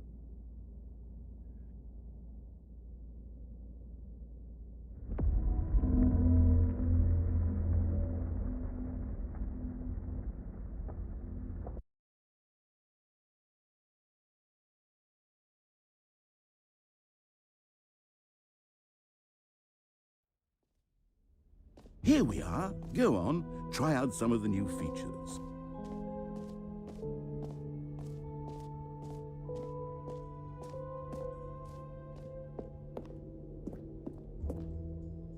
A common complaint of the Stanley Parable was that it was confusing and paradoxical, that it engendered a chaotic sense of reckless despair in those who played it. Well, I am happy to say that after much consideration, I've engineered a clever solution to this fundamental problem with the game. It's the Stanley Parable Reassurance Bucket. You see, Stanley, anytime you're holding the bucket, a sense of calm and ease will fill your mind and your heart. It's true. As long as you hold on to the bucket, the many disorienting contradictions of the Stanley Parable will feel perfectly normal and perhaps even comforting. You may even come to long for the gentle embrace of jarring cognitive dissonance while the bucket is in your arms. And to be honest, it's a much more convenient solution for me than actually redesigning the game to be less uncomfortable. Can you imagine what a pain in the ass that would be? Yes, the bucket is the perfect solution. Come on, give it a try.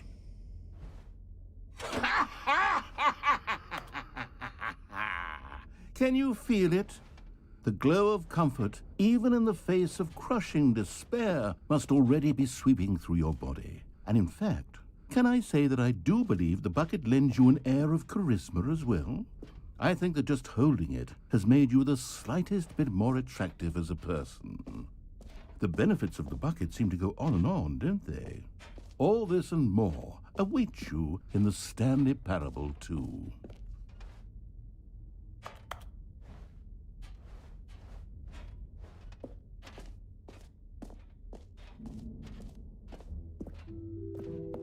Does anyone give out awards for most enjoyable bucket in a video game? That really should be an award if it isn't already.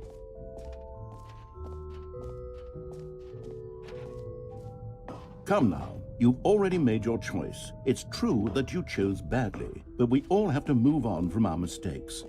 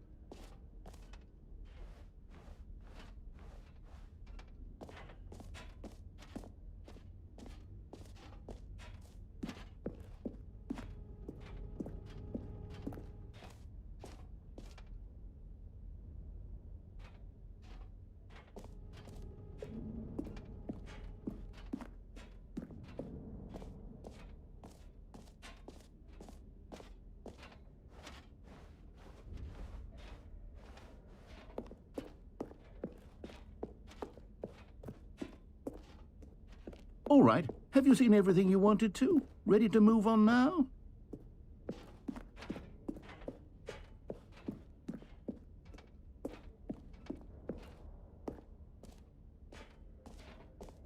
So, Stanley, what do you think?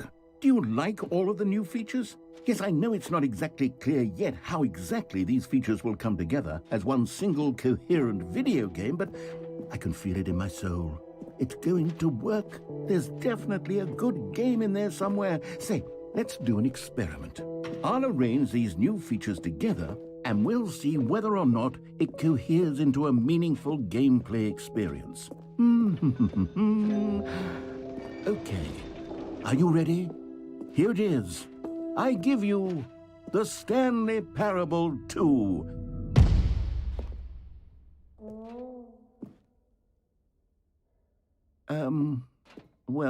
I mean, there's potential here, right? It's sort of... Okay, never mind. Hold on, let me do a different arrangement. Okay, yes, this is much better. I feel good about this. Here we go. Version 2. Who am I kidding, Stanley?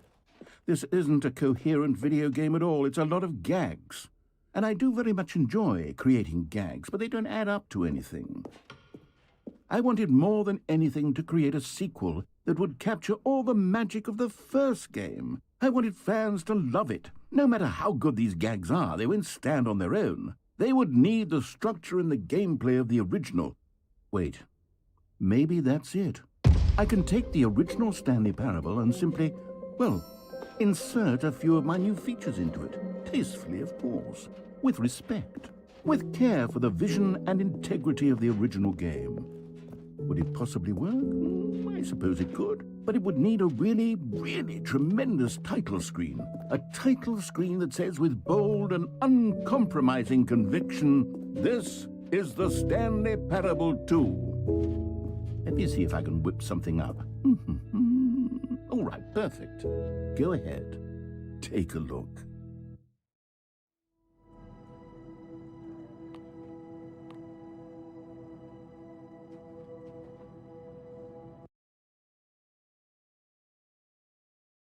This is the story of a man named Stanley. Stanley worked for a company in a big building where he was employee number 427. Employee number 427's job was simple. He sat at his desk in room 427 and he pushed buttons on a keyboard. Orders came to him through a monitor on his desk, telling him what buttons to push, how long to push them, and in what order. This is what employee 427 did every day of every month of every year. And although others might have considered it soul-rending, Stanley relished every moment that the orders came in, as though he had been made exactly for this job. And Stanley was happy. And then one day, something very peculiar happened. Something that would forever change Stanley. Something he would never quite forget. He had been at his desk for nearly an hour when he realized that not one single order had arrived on the monitor for him to follow. No one had showed up to give him instructions, call a meeting, or even say hi. Never in all his years at the company had this happened, this complete isolation. Something was very clearly wrong. Shocked, frozen solid, Stanley found himself unable to move for the longest time. But as he came to his wits and regained his senses, he got up from his desk and stepped out of his office. All of his co-workers were gone. What could it mean? Stanley decided to go to the meeting room. Perhaps he had simply missed a memo. Stanley felt the bucket calling to him, begging him to pick it up. Why was he not doing it?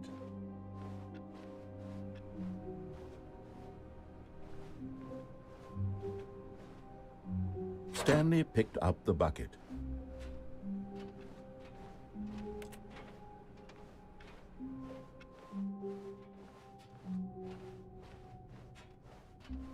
Stanley clutched the bucket tightly to his chest and entered the door on his left.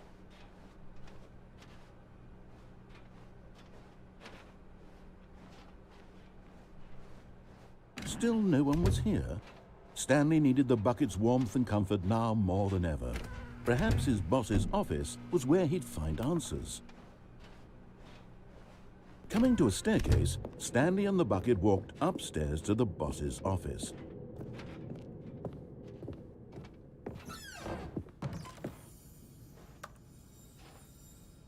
You found one of them. One of the miniature Stanley figurines. Remember, no reward for collecting all of these, only the intrinsic pleasure of a job well done. You can't buy that sort of happiness, Stanley. God knows I've tried. So, I implore you to savor each and every moment you come across one of these beautiful figurines.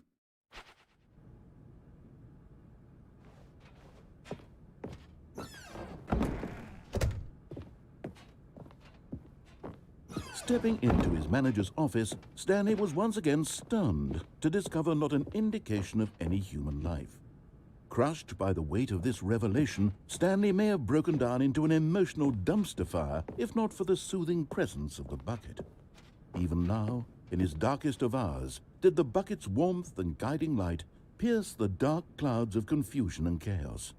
It would be with him always. The bucket would, and he knew it. The two of them were inseparable. At this point, Stanley was so absorbed in the tender spiritual connection he shared with the bucket that he didn't notice the keypad behind the boss's desk. Nor in his bliss of simply being near the bucket did he have any notion that the PIN number for the keypad was 2845.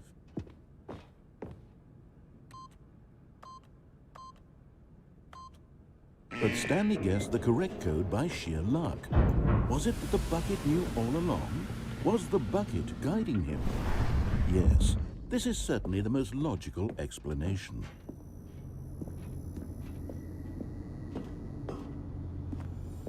Another miniature Stanley figurine. This, there really must be a snappier name for these things. What about mini-stands? Stanley figs? Or what about Stanlerines? Yes, I think I like that. Another Stanlerine under your belt.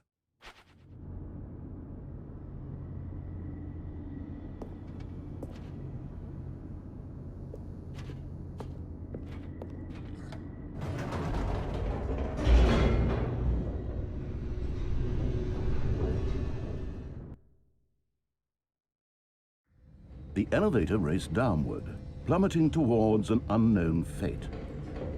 It would be all Stanley could do to keep himself together, if not for the bucket. Soothing him, comforting him, reassuring that in this darkest moment of uncertainty, he would be all right. The bucket is here for you, Stanley. Everything will be fine. Stanley and the bucket walked straight ahead through the large door that read, Mind Control Facility.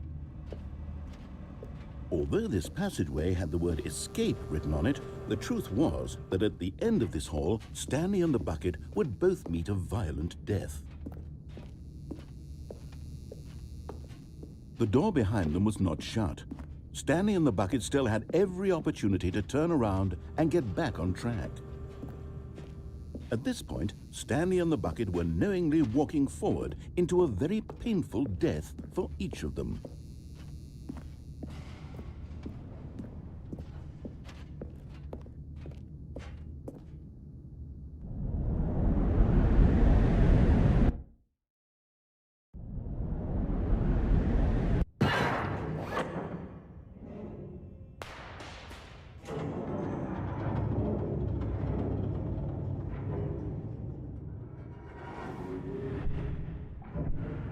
As the machine whirred into motion and Stanley and the bucket inched closer to their demise, Stanley reflected on how meaningless the bucket's warmth and comfort had turned out to be.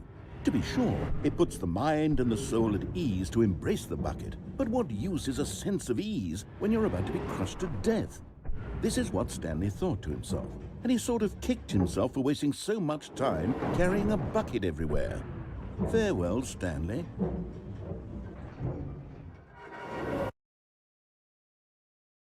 "Farewell, Stanley," cried the narrator, as Stanley and the bucket were led helplessly into the enormous metal jaws.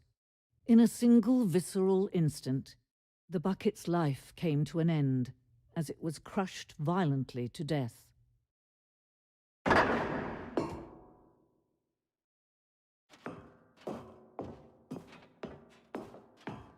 It was a shame, the death of such a magnificent bucket. It's true that all buckets are radiant in their own way, but this one stood above the rest. It was a glorious bucket to behold.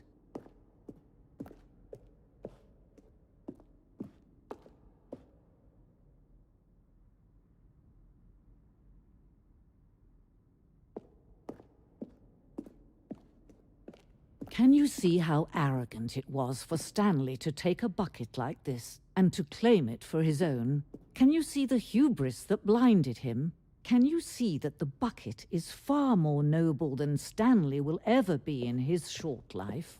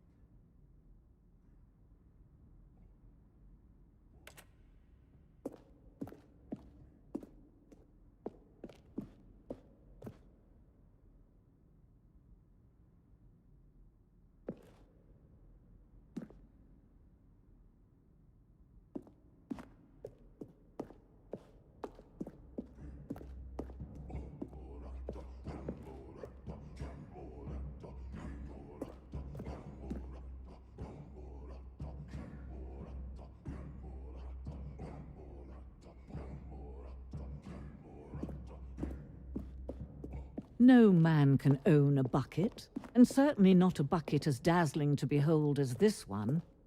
It is man who should kneel before the bucket.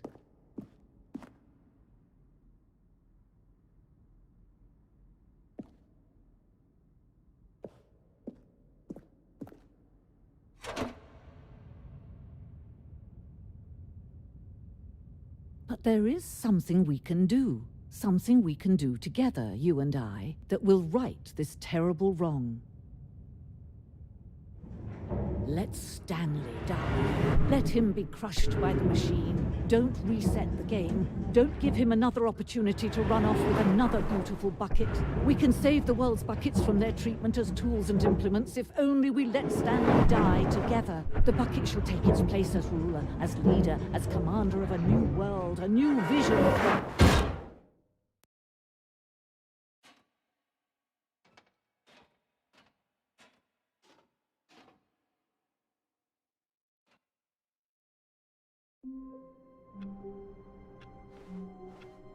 All of his co-workers were gone. What could it mean? Stanley decided to go to the meeting room. Perhaps Stanley lifted the bucket into his arms, and a wave of comfort rushed over him.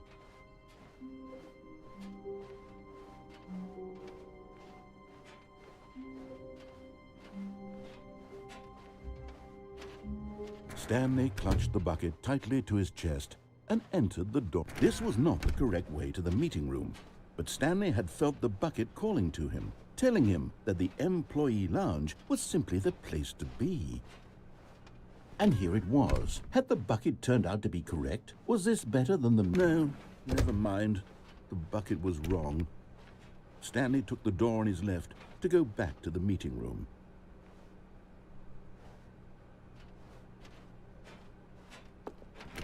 No, Said the bucket. don't go to the meeting room. Go somewhere else. The cargo lift, yes. Go there. Go to the cargo lift. Good, Said the bucket. now ride the lift all the way to the top. There's something up there I need you to do.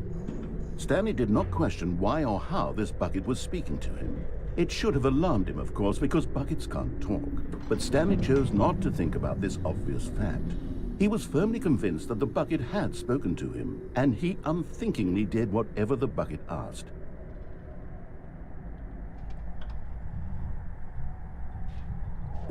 In here. Said the bucket. Go into this dark room over here. Stanley once again obeyed blindly.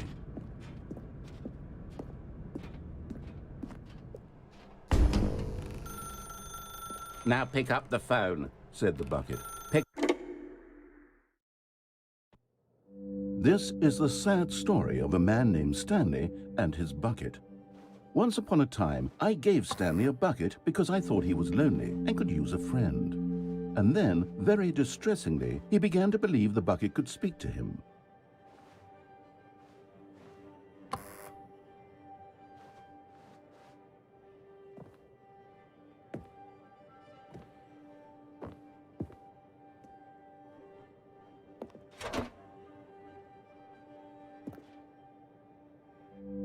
The Stanley Parable Reassurance Bucket was merely meant to provide the comforting glow of companionship. It doesn't literally talk and give you orders. Whatever Stanley is hearing the bucket say to him is just in his head.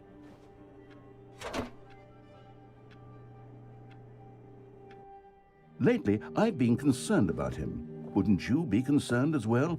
To see him delusional like this, obsessing over an inanimate metal object? I want to say something to him, but I don't know how I can convince him. I don't know if he'll listen to me.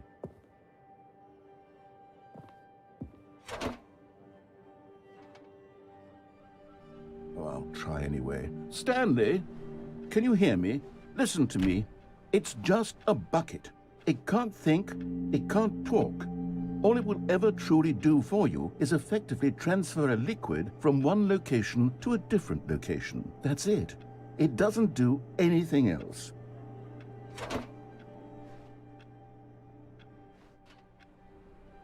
You see, he's not listening. He's still taking orders from the bucket. You know, once upon a time, it was me he took orders from. Me he trusted and listened to. Now all he cares about is his awful bucket.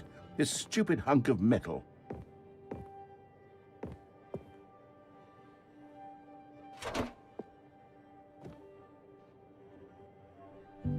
It's sad, but I suppose he doesn't need me anymore. From now on, he's just going to cling to this bucket, this cold, empty bucket, this sort of shiny bucket. Well, I'll give it this. The bucket does have a nice shine to it. Yes, I suppose on closer inspection that it doesn't quite look like your average hardware store bucket. It's just a little more, what am I trying to say? Sturdier, more capable of transporting liquid. Like it would be better at moving an amount of water from one room to another.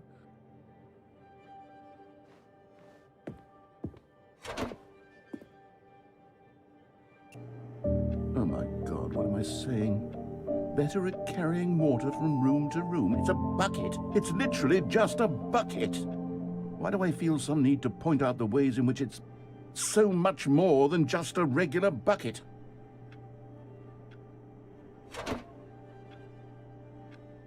Oh no, I'm having feelings for the bucket. No, no, no, no, no, no, no, no. What's going on? Why do I want to be with the bucket? Hear what the bucket has to say. Do anything it asks. What's wrong with me? I don't understand. Perhaps if I had the bucket, this would be less confusing. Yes, the bucket could tell me what to do in this troublesome situation. Stanley, give me the bucket. Give it to me. Give me the bucket, Stanley. I need it. Give it to me now. Give it, or I'll...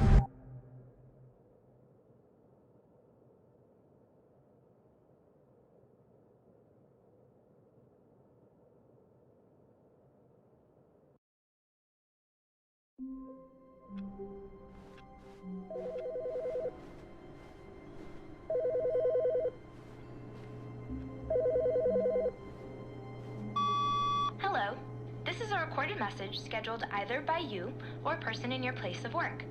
The purpose of this message is to warn you about the dangers of recorded messages. If at any time you believe you are listening to a recorded message, please terminate it immediately and cease all flow of information from the recorded message into your perceptual sphere. Thank you, and have a pleasant day.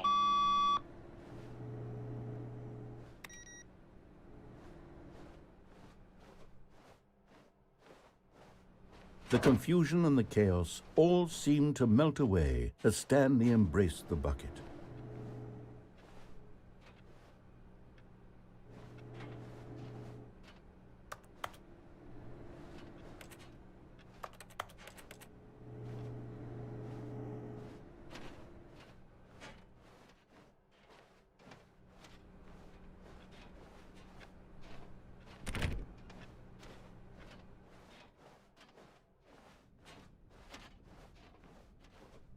Stanley clutched the bucket tightly to his chest and entered the door on his left. This was not the correct way to the meeting room, but Stanley had felt the bucket calling to him, telling him that the employee lounge was simply the place to be.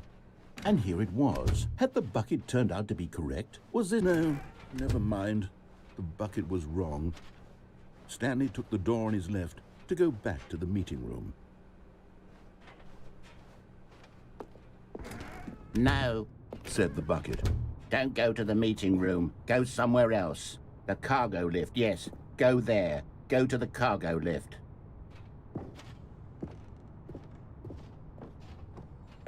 Okay, I'm going back to the name of these little Stanley figurines, and now I'm torn between Stanlerines and Figlies. What do you think, Stanley? What name better encapsulates the intrinsic sense of happiness that you get from seeing a small number in the corner of your screen go up by 1? Let me sit on it. I'm sure it will come to me.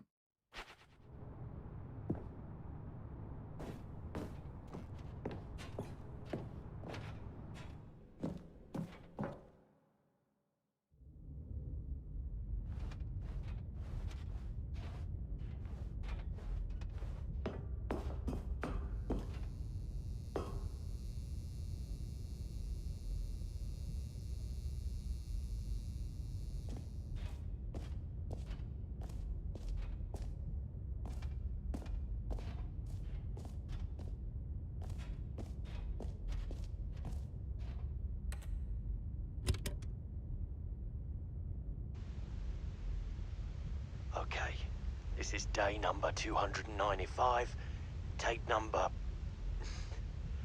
I don't even know. I've lost track. Nothing feels real anymore. The longer I study this bucket, the less sense anything makes.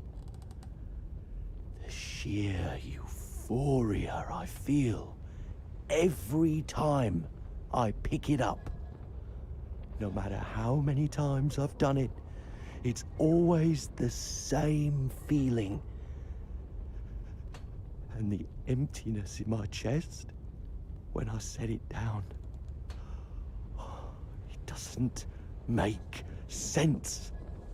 There's no explanation for it. I still haven't figured out why I see the world so differently when this bucket is in my arms. Why everything feels so... What do I do with this treasure? I can monetize it. Yes. It's unthinkable the amounts of money people will pay for even just an hour with the bucket. This is my golden ticket. But I have to be careful, because as soon as this gets out, there's going to be a target on my back. Even now, I don't know who might be trying to get... What's that? Who's there?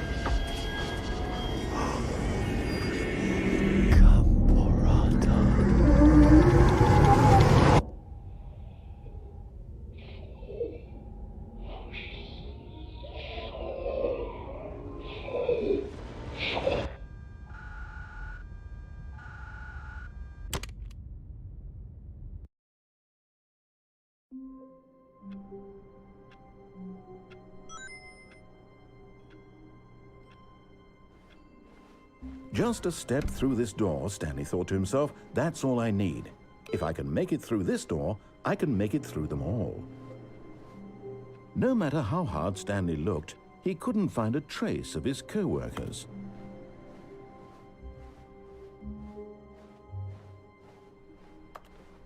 Warmth spread through Stanley's arms.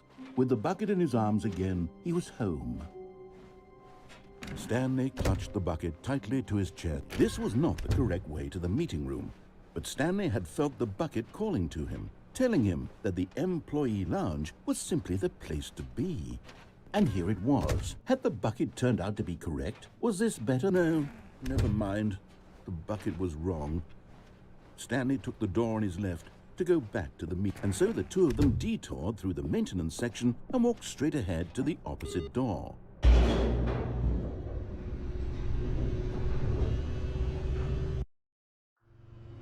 Oh, good, Stanley. I'm glad you found your way here. I knew you'd find this place eventually.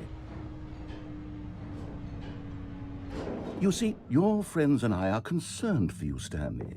We've come together here because we care about you very much. It's this bucket you're carrying around everywhere. The bucket isn't even from the original Stanley Parable. It's just sequel content. We're the ones that matter, Stanley. Classic characters from the first game, like the Adventure Line and the Broom Closet. Because that's what fans want from a sequel. They want more of their favorite jokes, not this bucket that they've never seen before. Yes, I know I'm the one who gave you the bucket, but you're spending too much time with it. Don't you want another story involving the Adventure Line? We could make the Adventure Line go somewhere new. Yes, yes, that's what the fans want. Let's do it.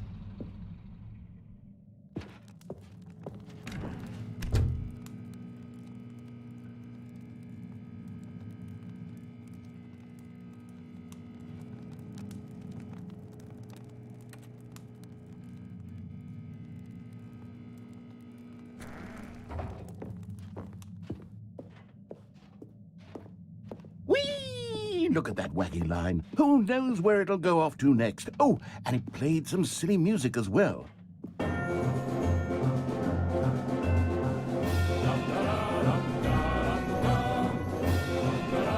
Now this is what the Stanley Parable is all about. Don't you remember all those great jokes from the original dialogue? Also, Stanley is addicted to drugs and hookers. Yes, it's as classic now as it was back then. Let's do it for the fans, Stanley. Let's give them more content exactly like this. But if we want to do that, you're going to have to give something up. Don't you get it, Stanley? We need to get rid of the bucket. That's why I'm very proud to introduce a brand new character. This is the Bucket Destroyer.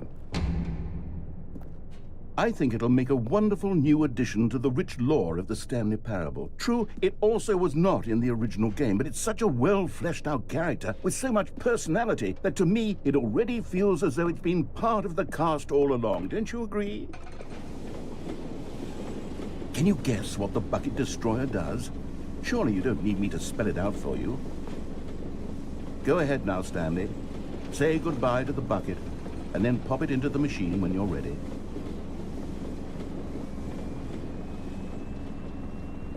Now listen to me.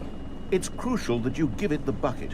I don't know what the Bucket Destroyer will do if it can't destroy your bucket. Destroying buckets is all it knows. That is its singular personality trait. Sure, I can hear you saying, how does a character with only one personality trait deserve to join the pantheon of beloved Stanley Parable characters? Well, you see, if you were to really explore the Bucket Destroyer, you would see that its desire to crush buckets is so densely loaded with complexity and nuance that it's really like 10 personality traits. What other object in this game can you even say that about? The Broom Closet? Certainly not. I wonder what sort of Bucket Destroyer merchandise the fans will be clamoring for after this. Okay, the Bucket Destroyer is getting very upset now. You'll have to hurry and feed it. We can't get back to the classic Stanley Parable characters like the Adventure Line or the Bucket Destroyer until you crush that damn bucket. Quickly now, the fans are waiting. Do it, the fans, Stanley. Give the fans what they want. Hurry and go.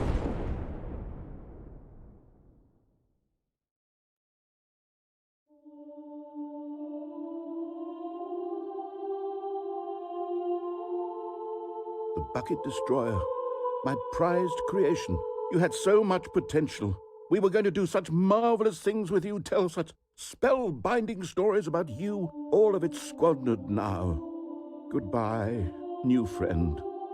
For the moment in time that you were here, you were magnificent.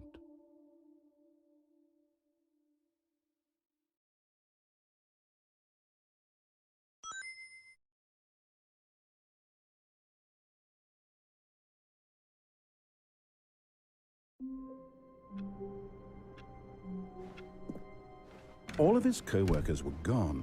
What could it mean? Stanley decided to go to the meeting room. Stanley picked up the bucket and smiled.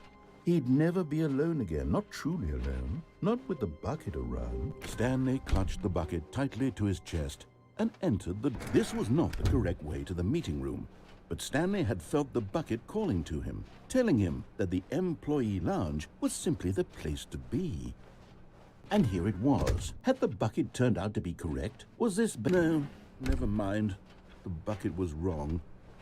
Stanley took the door on his left to go back, and so the two of them detoured through the maintenance section and walked straight ahead to the opposite door.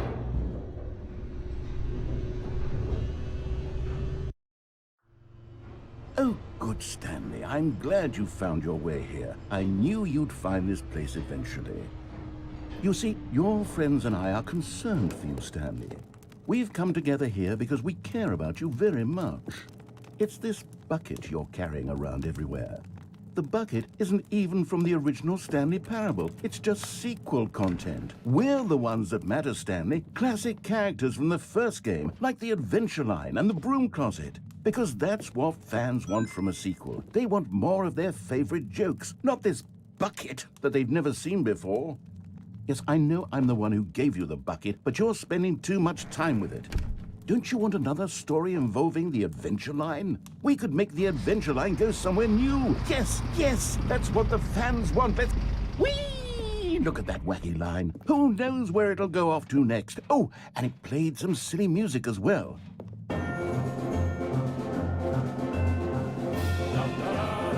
Now this is what the Stanley Parable is all about. Don't you remember all those great jokes from the original dialogue? Also, Stanley is addicted to drugs and hookers.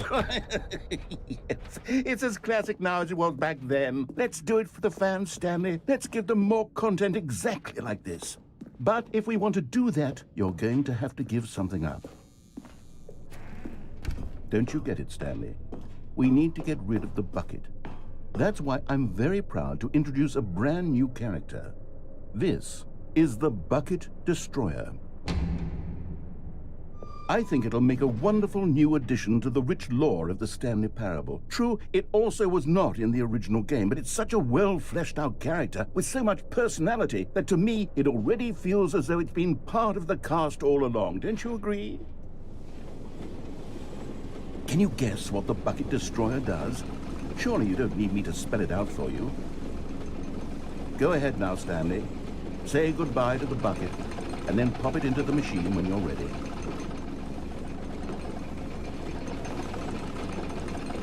Now listen to me. It's crucial that you give it the bucket. I don't know what the Bucket Destroyer will do if it can't destroy your bucket. Destroying buckets is all it knows. That is its singular personality trait. Sure, I can hear you saying, how does a character with only one personality trait deserve to join the pantheon of beloved Stanley Parable characters? Well, you see, if you were to really explore the Bucket Destroyer, you would see that its desire to crush buckets is so densely loaded with complexity and nuance that it's really like 10 personality traits. What other object in this game can you even say that about? The Broom Closet? Certainly not. I wonder what sort of Bucket Destroyer merchandise the fans will be clamoring for after this.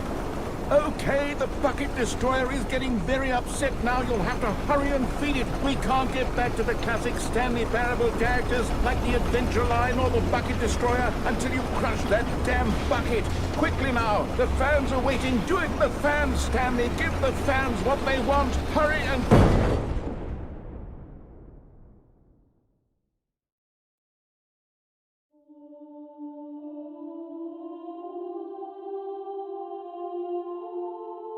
The Bucket Destroyer, my prized creation.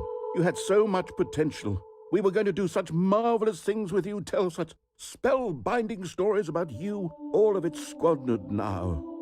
Goodbye, new friend. For the moment in time that you were here, you were magnificent.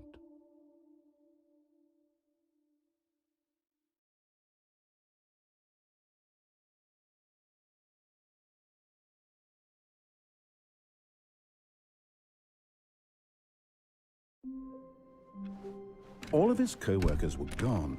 What could it mean? Stanley decided to go to the meeting room. Perhaps he had simply missed a memo. The good old bucket. Just Stanley and the bucket, off on another thrilling adventure together. Stanley clutched the bucket tightly to his chest. This was not the correct way to the meeting room, but Stanley had felt the bucket calling to him, telling him that the employee lounge was simply the place to be. And here it was. Had the bucket turned out to be correct? No, never mind. The bucket was wrong.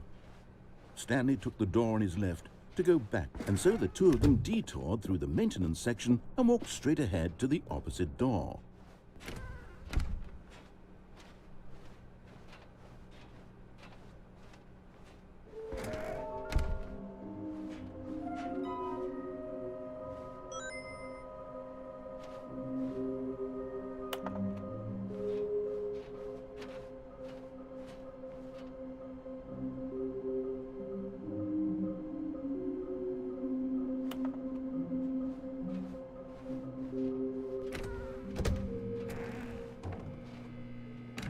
Oh, Stanley, can you feel it?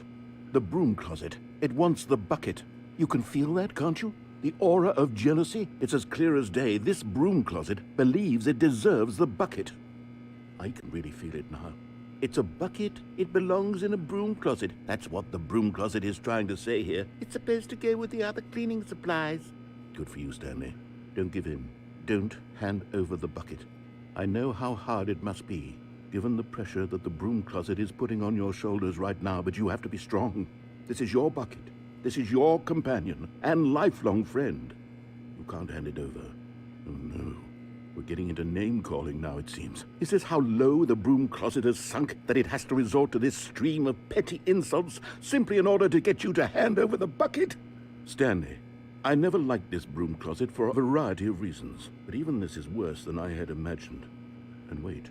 Now the broom closet has the gall to imply that you and the bucket are not truly deep and lasting friends? That your relationship is purely superficial and convenient? That your life is so banal and meaningless that you'd feel the same sort of kinship towards any inanimate object which happened to lay in your path in an even partially enticing manner? Well, I never. Go on, Stanley. Lay into it. Really tell the broom closet off for its demeaning comments. Expand on the wide variety of experiences you and the bucket have shared together. Go through each of them point by point. Share your journal entries detailing the rich emotional landscape of your feelings for the bucket as they have changed and evolved over the years. Let him have it.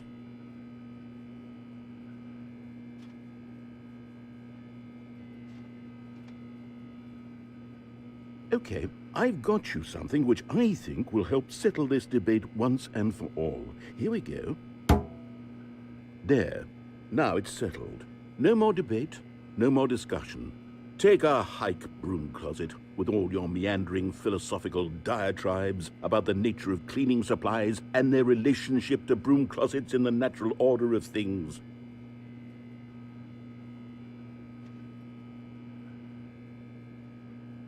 All right, I've got a second sticker back here, and I'm going to slap it on as well because I think it's appropriate. You see? I feel that it works because the sticker is also a bucket. That way, if you're ever unsure whether the thing you're holding is a bucket or not, you can look down at this sticker and say to yourself, ah, it's a bucket. There really is a wide variety of applications for this sticker.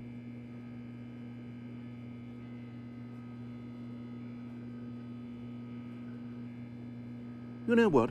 I could take the name-calling and the dismissal of your kinship with the bucket, but now the broom closet is just giving us the silent treatment. And to be honest, I'm sick of the pettiness on display.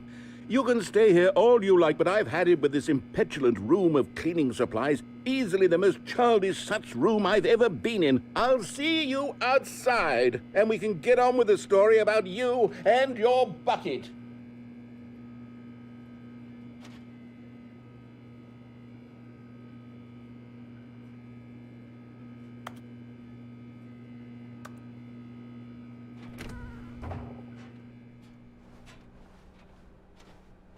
Coming to a staircase, Stanley and the bucket walked upstairs to the boss's office. You're getting close now, Stanley. You've nearly gotten all of the Figler and Marines. Very soon, you'll collect the last one. and then the first number will equal the second number, and that will be it. We'll be different people by then, different in the sense that we used to have none of them, and now we have them all. You can't go back to when you had no Figler and Marines. None of us can.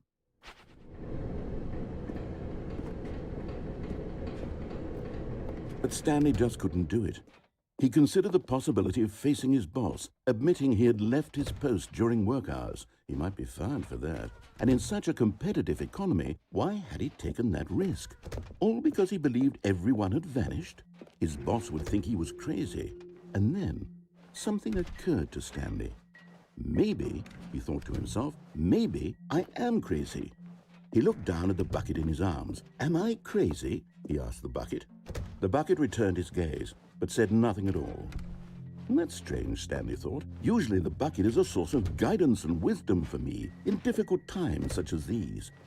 He held the bucket close, yet felt none of its familiar reassurance and comfort. And that's when Stanley realized, this isn't my bucket.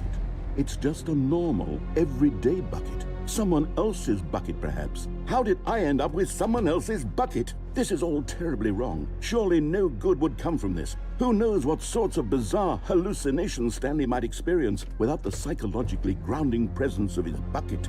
And indeed, now he noticed that the rooms were repeating, which was, of course, very odd.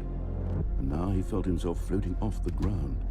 Oh, gracious, he exclaimed. Without my bucket, I've gone truly mad. Where is it? I must find it. Far off in the distance now, he heard it, calling to him. Stanley! Stanley, it's me, the bucket. Could it truly be? He rushed forward from room to room, passing by one bucket after the next. None of them were his. None of them were his special bucket. Come to me, Stanley. Find me. He had to find the bucket. He had to return to his old friend. It was the only way to truly restore his sanity. And then suddenly, he froze dead in his tracks. He knew where the voice of the bucket had been coming from. The real bucket was inside of him all along. It was incredibly painful. Stanley doubled over in agony and blacked out.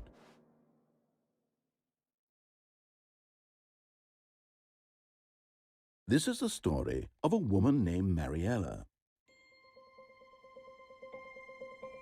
Mariela woke up on a day like any other. She arose, got dressed, picked up her bucket of comfort and security, and walked to her place of work. But on this particular day, her walk was interrupted by the body of a man who had stumbled through town, talking and screaming to himself, and then collapsed dead on the sidewalk. Right away, she knew what the problem was. This man had no bucket. Of course he'd gone mad, ranting and raving about a narrator describing all of his actions and how everything is predetermined and free will is an illusion and it's all just a video game. It could all have been prevented if only he'd taken his bucket with him.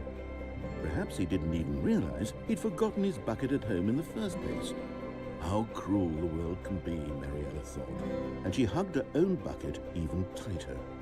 But of course, she had no time for this. There were a myriad of confusing problems she would soon have to confront at work, for which her bucket would provide absolute guidance and total clarity on everything. Heck yes, she thought to herself, my life kicks ass. And she backflipped all the way to work.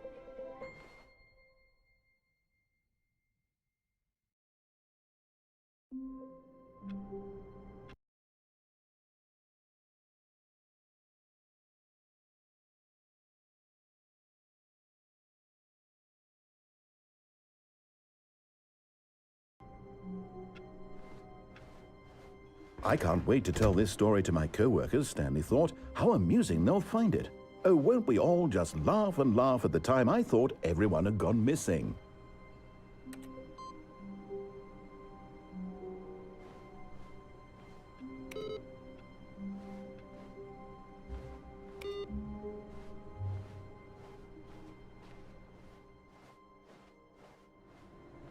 No matter how hard Stanley looked, he couldn't find a trace of his co-workers.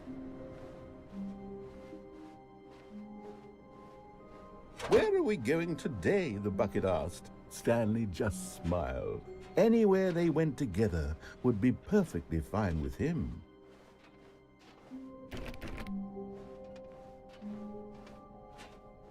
Stanley clutched the bucket tightly to his chest. This was not the correct way to the meeting room, but Stanley had felt the bucket calling to him, telling him that the employee lounge was simply the place to be. And here it was. Had the bucket turned out to be correct? Was it no? Never mind. The bucket was wrong. Stanley took the door on his left to go back to the meeting room. No, Said the bucket. don't go to the meeting room. Go somewhere else. The cargo lift, yes. Go there. Go to the cargo lift. Good, Said the bucket. now ride the lift all the way to the top. There's something up there I need you to do. Stanley did not question why or how this bucket was speaking to him. It should have alarmed him, of course, because buckets can't talk. But Stanley chose not to think about this obvious fact. He was firmly convinced that the bucket had spoken to him, and he unthinkingly did whatever the bucket asked. No, stop. Look there on the wall, you see? There's a sign right there. It says, "No buckets past this point." Stanley, how could you think it was okay to bring the bucket here? Unless... what if the problem is that you actually don't know what is a bucket and what isn't a bucket? I suppose that would explain a lot about your behavior up to this point. Which, if that's true, well, my goodness, I think we have to do something about it. This misunderstanding could have dire consequences on the entire rest of the game if not addressed quickly and properly. So much of the impact of the story is dependent on your understanding of what is and isn't a bucket. Please, step in here for a moment.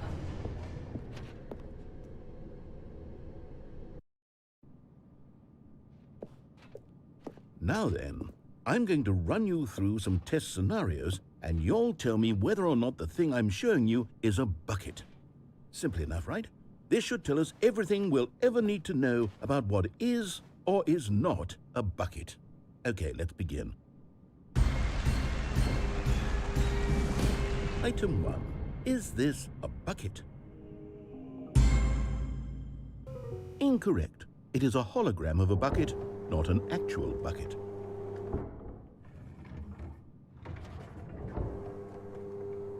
Item 2. Is this a bucket?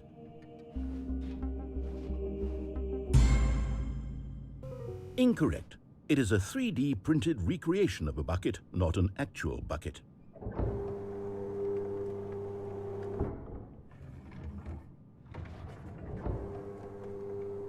Item 3. Is this a bucket? Correct. This is a bucket.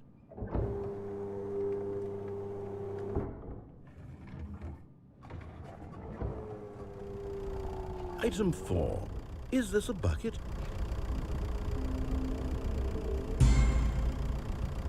What? Are you hallucinating? This is a tractor. It's an enormous machine that tills the earth. I thought this was a gimmick. How on earth did you manage to screw it up? Absolutely incredible. Let's just move on to the next one.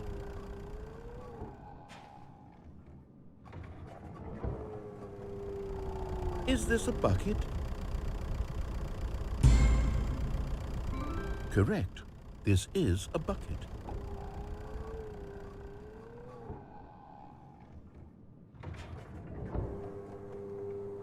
Item 6. Is this a bucket?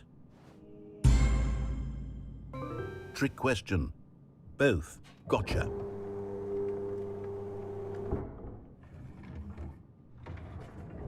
Item... Wait, hold on. I can't find the next one. Let me see. It should be around here somewhere.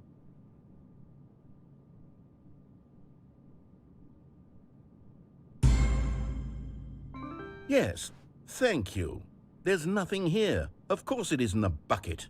We both know full well that nothing isn't a bucket. Wait, when I say nothing isn't a bucket, that makes it sound like I'm saying everything is a bucket, which of course is not true. Unless, is that what you think?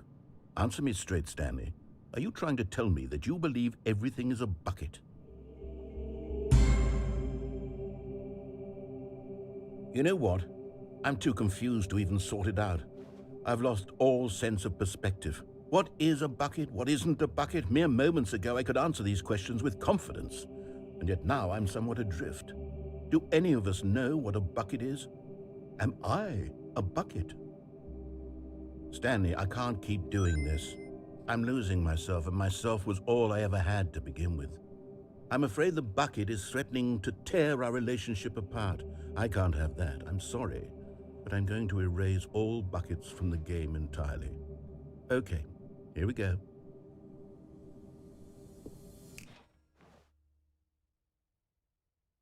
What happened? Is everything gone? Why did everything disappear? Wait, was everything a bucket? Every single thing in the game was a bucket. Oh my God, I had no idea. How could... except me. I'm not a bucket after all. And you, Stanley, you're still here. You're not a bucket either. Oh, this is wonderful news. We're not buckets. Yes, I actually feel much more at ease right now. It's delightful to get some clarity on that issue, but it doesn't change the fact that we haven't got a game.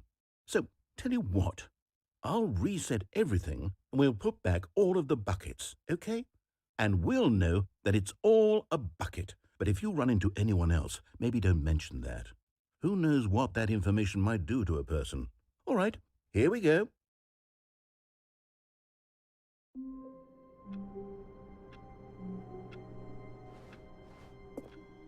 All of his co-workers were gone.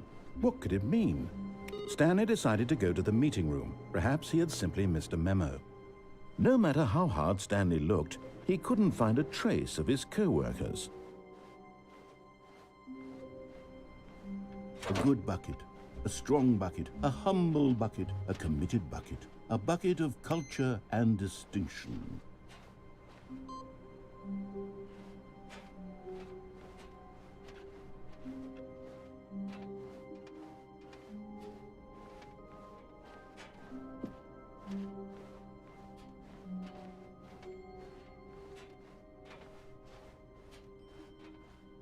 Stanley clutched the bucket tightly to his chest and entered the... This was not the correct way to the meeting room, but Stanley had felt the bucket calling to him, telling him that the employee lounge was simply the place to be. And here it was. Had the bucket turned out to be correct? Was this... No, never mind. The bucket was wrong. Stanley took the door on his left to go back to the meeting room. No, said the bucket. Don't go to the meeting room. Go somewhere else. The cargo lift, yes. Good, said the bucket. Now ride the lift all the way to the top. There's something up there I need you to do. Stanley did not question why or how this bucket was speaking to him. It should have alarmed him, of course, because buckets can't talk. But Stanley chose not to think about this obvious fact. He was firmly convinced that the bucket had spoken to him, and he unthinkingly did whatever the bucket asked. No, stop. Look there on the wall, you see? There's a sign right there. It says, "No buckets past this point." Stanley, how could you think it was okay to bring the bucket here? Unless, what if the problem is that you actually don't know what is a bucket and what isn't a bucket? I suppose that would explain a lot about your behavior up to this point. Which, if that's true, well, my goodness, I think we have to do something about it. This misunderstanding could have dire...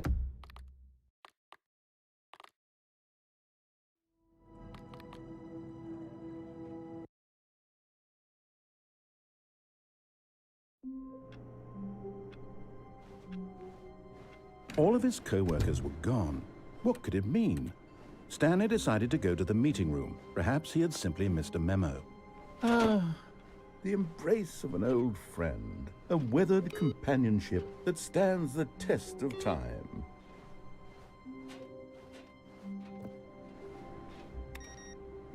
Stanley clung the bucket to his cheek. Could his co-workers really all be gone?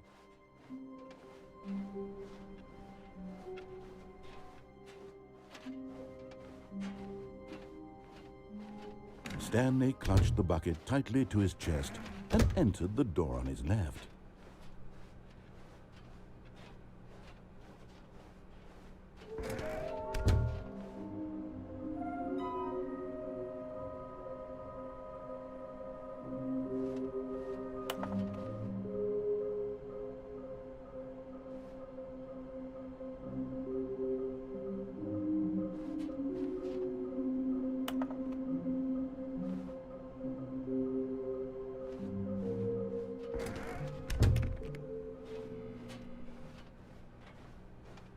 Coming to a staircase, Stanley and the bucket walked upstairs to the boss's office.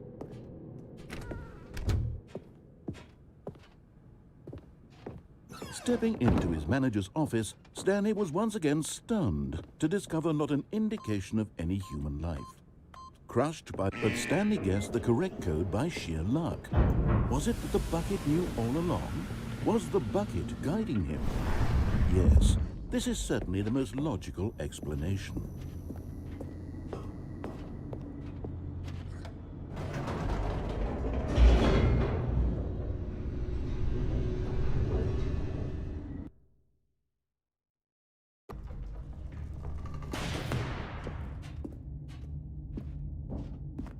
Stanley and the bucket walked straight ahead through the large door that read, Mind Control Facility.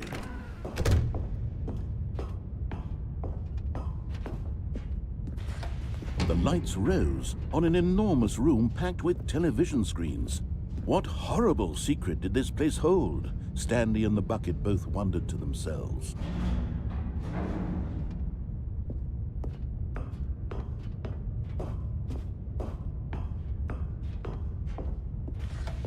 The monitors jumped to life, and Stanley nearly dropped the bucket in shock. Everyone in the office was being videotaped, monitored like guinea pigs. The bucket had never seen anything like this, and it very nearly burst into tears as Stanley cradled it gently, reassuring it that everything would be fine.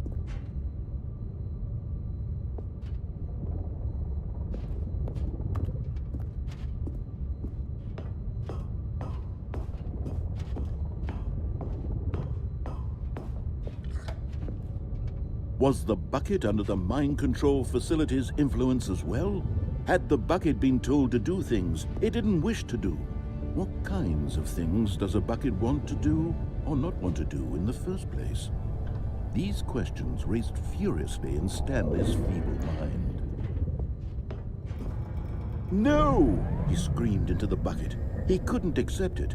His own life in someone else's control, never! He squeezed the bucket tighter. His one friend in the entire world. At this point, he could trust no one except for the bucket. But here was the proof. The heart of the operation. Controls labeled with emotions, happy or sad or content.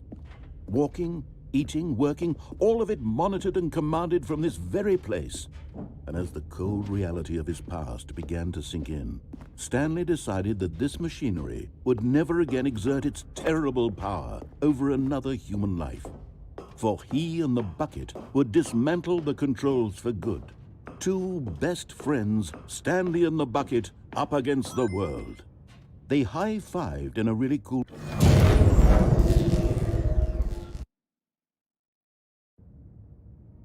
Stanley and the bucket waited in blackness. Was it over? Yes, they had done it. Stanley and the bucket had defeated their greatest and darkest enemy, freed themselves from the tyrannical grip of the evil mind control machine. Freedom was now mere moments away. Excitedly, the two of them began to discuss the kind of life they wanted to live once they stepped through this massive door. The bucket wanted to learn to roller skate. Stanley wanted to sneeze in every country on Earth. Both of them wanted to begin watching a movie, any movie, but then stop it halfway through and begin watching it in reverse from the end. True, it was a simple life they envisioned, but it was one they'd lived together, with one another to lean on, to trust, to support, and... What? Wait. What was happening? Why had the door stopped? Was Stanley and the bucket not about to be freed? An unbearable silence filled the room, lingering in uncertainty, until finally the truth hit Stanley square in the face. This building did not want the bucket to leave. Even the facility itself recognized the incredible calming presence of the bucket, needed the soothing warmth of the bucket, would go to any lengths not to part with the bucket. No.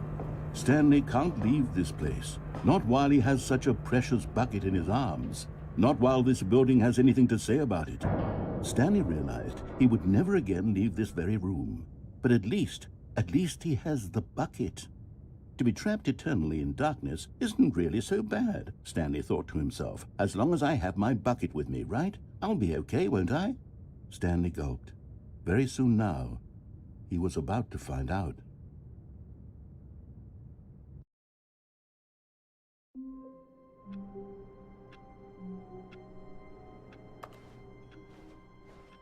How long was I sitting there? Stanley wondered to himself.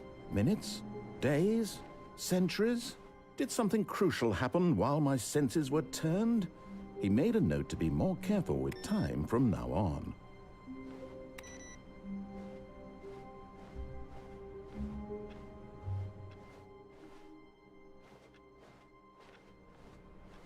The bucket made Stanley want to be a better man and a better co-worker. In time, perhaps, he would become both of them. Stanley clutched the bucket tightly to his chest and entered the door on his left.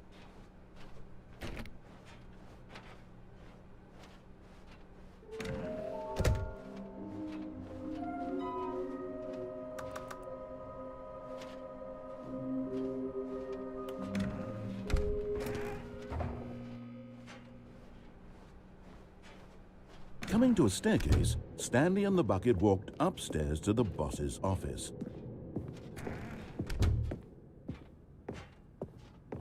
Stepping into his manager's office, Stanley was once again stunned to discover not an indication of any human life. Crushed by the weight of this revelation, Stanley may have broken down into an emotional... But Stanley guessed the correct code by sheer luck. Was it that the bucket knew all along? Was the bucket guiding him? Yes, this is certainly the most logical explanation.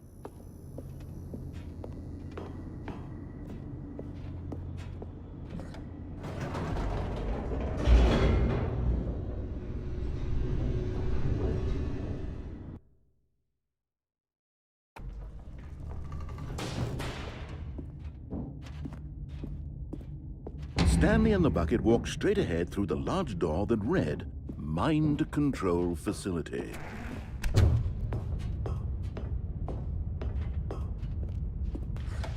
The lights rose on an enormous room packed with television screens. What horrible secret did this place hold? Stanley and the bucket both wondered to themselves.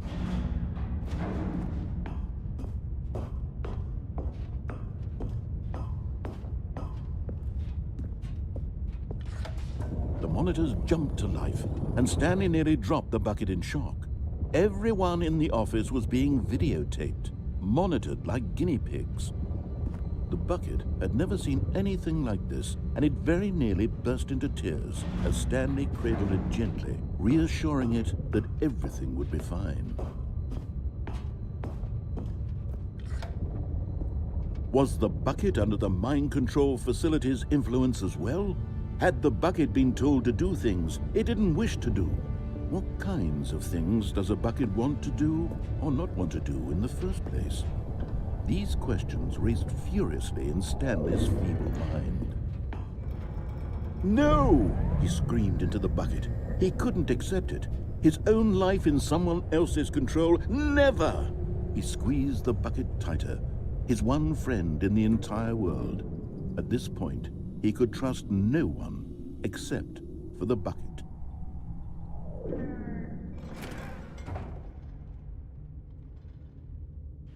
But here was the proof. The heart of the operation. Controls labeled with emotions, happy or sad or content. Walking, eating, working, all of it monitored and commanded from this very place. And as the cold reality of his past began to sink in, Stanley decided that this machinery would never again exert its terrible power. But at the last second, the bucket jumped in and pressed the button to turn on the controls. Stanley gasped in horror. Had this been the bucket's plan all along? To take over the machine and claim the power for itself? How could the bucket have betrayed him like this? Stanley was prepared to throw the bucket away in disgust when suddenly an image appeared upon the enormous screen. Birds. Silly, silly birds. The control buttons became active again.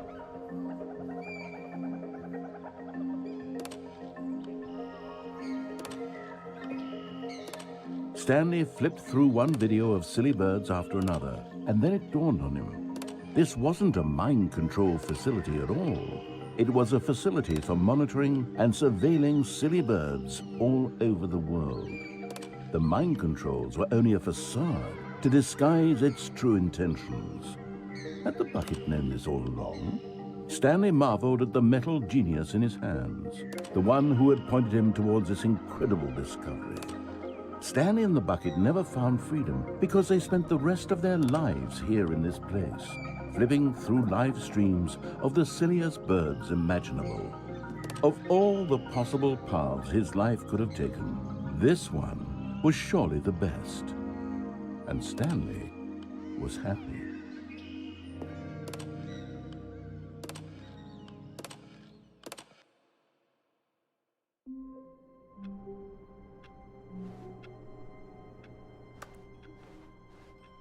Even now, Stanley's office was a distant memory. What did it look like? There was a computer, perhaps, and a painting. Was it a painting or a photo? He could no longer recall. No matter how hard Stanley looked, he couldn't find a trace of his co-workers.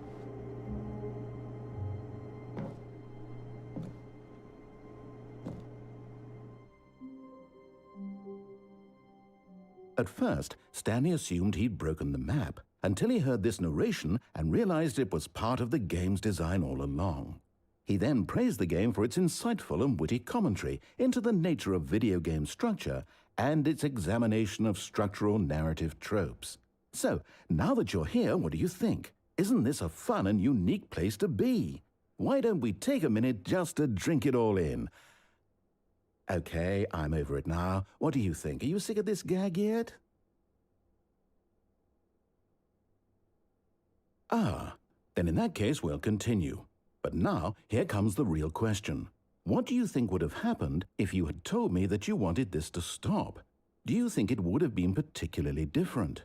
Would I have taken the same idea but rephrased it superficially to fit that answer? Perhaps you never would even have thought of it if I hadn't brought up the issue in the first place. Oh, now think about it. Will it be worth it for you to restart and then come back here just to do the other option? Clearly, this whole gag takes some time. What if the other option is even longer? How long will you spend in total just to have heard all the narration? Oh, and this is rich. Perhaps you've just played the other option, and now you've come to see what happens in this one. So, what do you think? Which choice was the better one?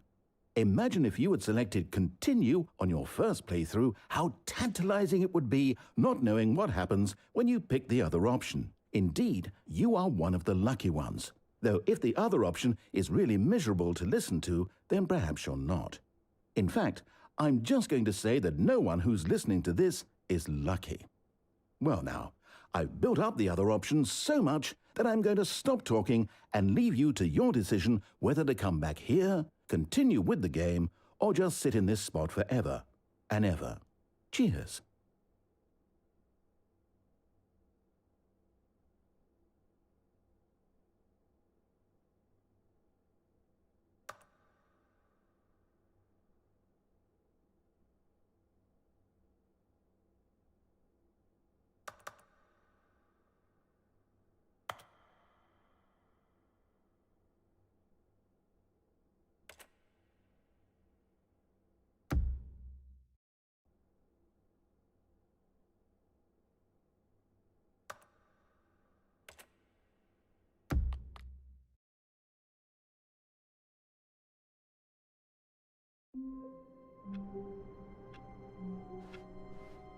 A soft wind blew outside and perhaps rain started, and if it did, it stopped shortly after. Not everyone is so lucky to have a bucket, but Stanley is a very lucky fellow. Very lucky indeed.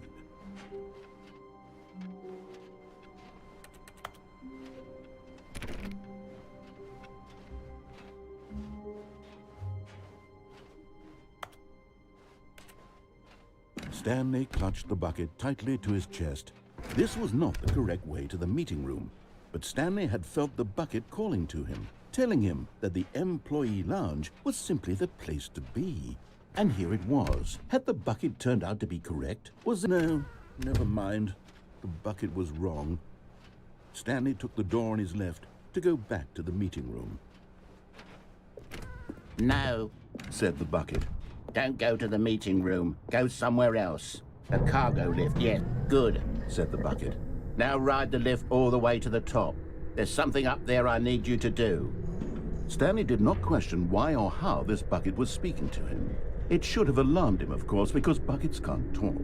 But Stanley chose not to think about this obvious fact. He was firmly convinced that the bucket had spoken to him, and he unthinkingly did whatever the bucket asked.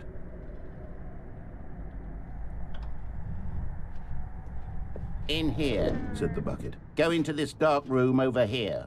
Stanley once again obeyed blindly.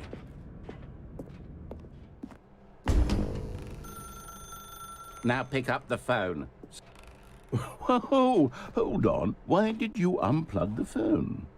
Were you trying to resist the bucket's orders? Stanley, I was joking. Obviously, the bucket isn't talking to you and telling you to do things. Buckets can't talk. It was a joke. Don't you get the joke? It's funny, Stanley. A talking bucket. Can't you see? Oh, goodness. I must have really bungled up the delivery if you actually took me seriously. Where did I mess up the joke? Should I have paused for longer or spoken quicker? Comedic timing is so difficult. I wish I were better at it. But there isn't exactly an instructional video on comedy that one can watch to fully... Oh, wait, yes, there is. It's sitting right here. Let's take a look. What is comedic timing? What is comedic timing? How does it work? How long should it last? How can it be used to effectively silence your political enemies? And more importantly, can it be taught in its entirety within 90 seconds? Thankfully, the answer to all of these questions is yes. Let's dive deeper. If you've ever told a joke or made someone laugh, in all likelihood, you did it while standing 50 to 80 centimeters from them in a room of no more than 76 degrees Fahrenheit, with one of your arms raised straight upward at a 15-degree angle from your body. These are the optimal conditions for good comedic timing. To begin the joke, start by stating and spelling your name. Next, provide a brief synopsis of the joke, including the specific times at which the recipient of the joke will laugh, and then spell out your name a second time. With these steps complete, it's time to begin the humor. Speak the entire joke in no more than 18 seconds and no less than 13 and a half, pausing only for bathroom breaks when necessary. When the joke has concluded, it is customary to inform your listener that the joke is over by declaring in your loudest possible voice, "I'm Dunny with the funny." Let's practice screaming, "I'm Dunny with the funny" now. Good. This saying is a perfect example of expectations management, which is the cornerstone of good comedy. Finally, it's time to hand out surveys. Collecting hard data from your audience on how rapt they were throughout the joke is the only way to grow or learn as a comedian. An effective survey should be no less than 10 pages long and should include the same question reprinted several times, just to ensure the survey taker is actually paying attention and not simply filling in answers at random. And that's all there is. With these strategies at your disposal, you'll have audiences doubled over in laughter and even tripled over in laughter in no time at all. Just remember to let them stop laughing at some point, you gut-busting little scamp.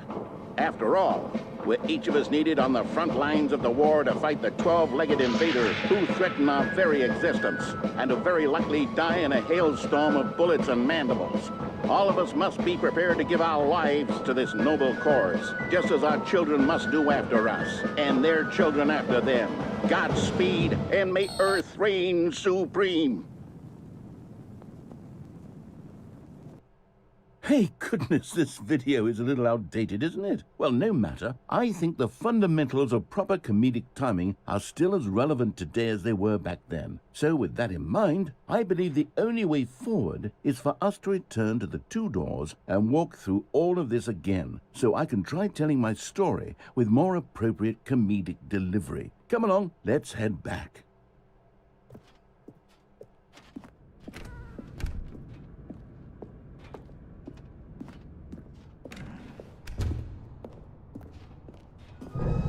I can feel it. This time, I'm really going to nail the delivery. You'll be in stitches. A talking bucket, you'll say? How ridiculous. How absurd. What a hilarious concept. The king of comedy. That's what you'll call me. Thank goodness we had the instructional video. Otherwise, who knows where we'd be right now. Well, I wouldn't be the king of comedy, that's for sure. The bucket spoke to Stanley. The bucket spoke. The bucket spoke. Oh, I'll figure it out on the fly. No need to overthink things.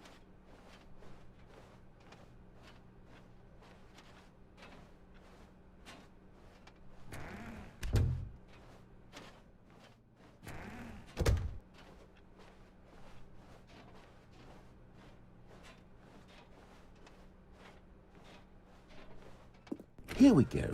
You ready? When Stanley and the bucket came to a set of 2 open doors, they entered the door on the left. No. You were supposed to go through the door on the right, leading back to the phone. Did you not even look at the instructional video? I think this is all covered very clearly. There's no way I can make the comedic timing work now. It's done. The joke is completely done and over. It's all your fault, Stanley. I'm going to be ridiculed in the community of other joke writers. I'm going to be shamed at every one of our meetings from now on. All because you couldn't watch a simple video and take a hint. Are you proud of yourself for bringing me down, Stanley? Are you proud? Here we go. You ready? When Stanley and the bucket came to a set of 2 open doors, they entered the door on the left. No. You were supposed to go through the door on the right, leading back. Here we go. You ready? When Stanley and the bucket came to a set of 2 open doors, they entered the door on the left. No. You were supposed to go through the door on the right, leading back. Here we go. You ready? When Stanley and the bucket came to a set of 2 open doors, they entered the door on the left.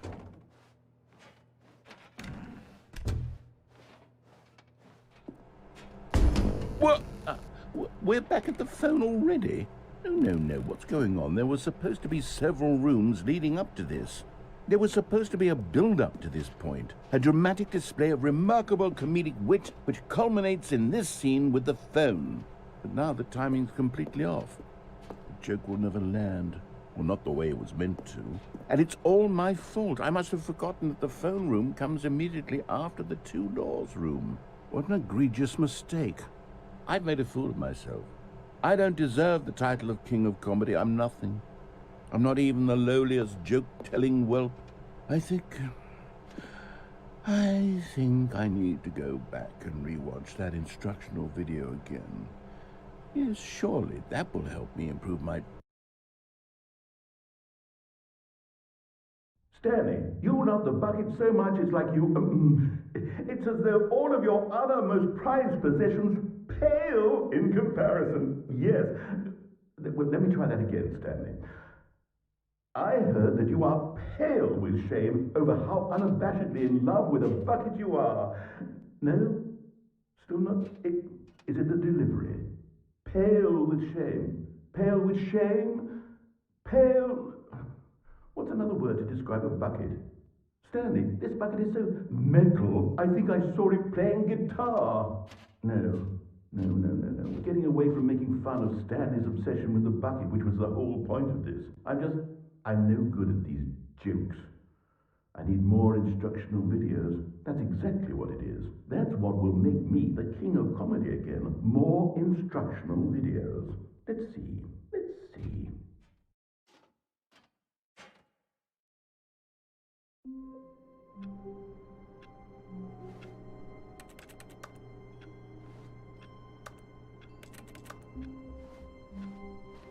All of his co-workers were gone. What could it mean? Stanley decided to go to the meeting room. Perhaps he had simply missed a memo.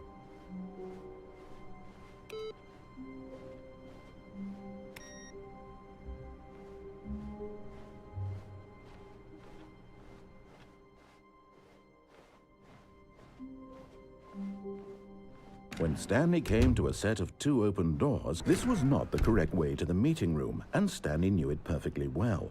Perhaps he wanted to stop by the employee lounge first, just to admire it. It was okay. But eager to get back to business, Stanley took the first open door on his left.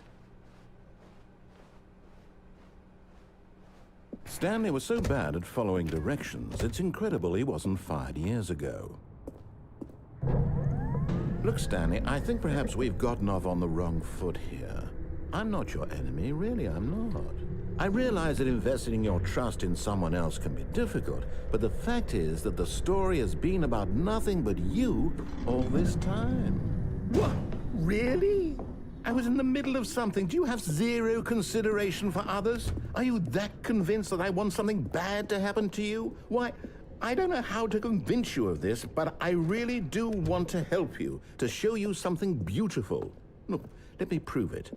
Let me prove. And there it is. The last Stiggly Wiggly. Savor this moment, Stanley. This is a real accomplishment. This is doing something just for the sake of doing it. Where so many people expect to be rewarded for the most trivial achievements, you've insisted that a job well done is its own reward. I would tell you that I'm proud of you for collecting them all, but that would be like a reward, and we can't have that. So, instead I'll just say, it's done. We're all done here, and now we can go to whatever the hell you were doing before you hunted for figurines. Now listen carefully, this is important. Stanley walked through the red door.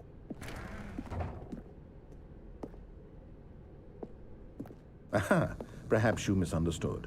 Stanley walked through the red door. Oh, thank God you are willing to listen to me. Do you see that I really have wanted you to be happy all this time? The problem is all these choices. The two of us always trying to get somewhere that isn't here. Running and running and running, just the way you're doing right now. Don't you see that it's killing us, Stanley? I wanted to stop. We would both be so much happier if we just stopped. And I think I have a solution. Here, let me show you.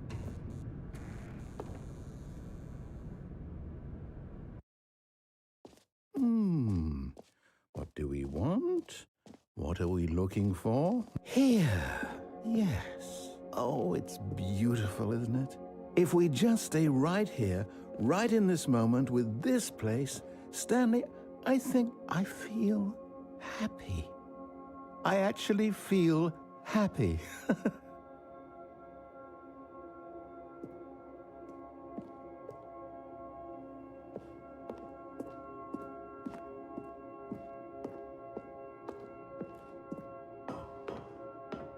No, wait.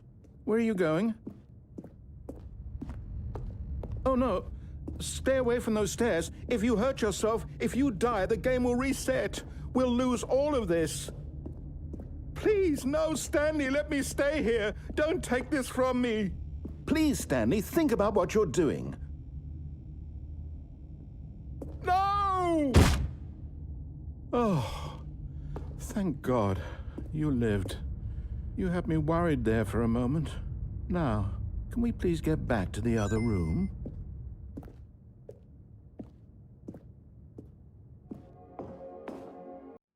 There. See? This is what you want. This is where we can both be happy. We really can. If we stop moving, we just have to stop moving.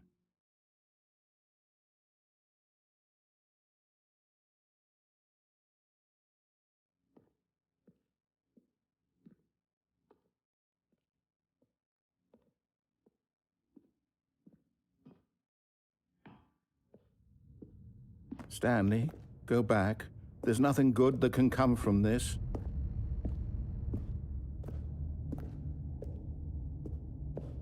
No. No, no, what are you doing? Do you just not believe me? What can I say to convince you?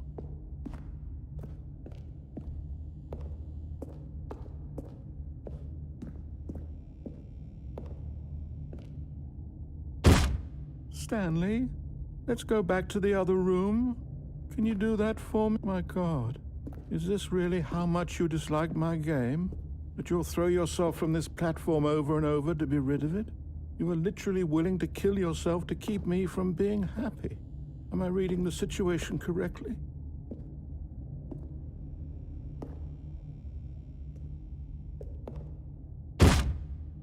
Or maybe you're just getting a kick out of it. I don't know anymore. Do you actually want to stay alive? Or are you just teasing me?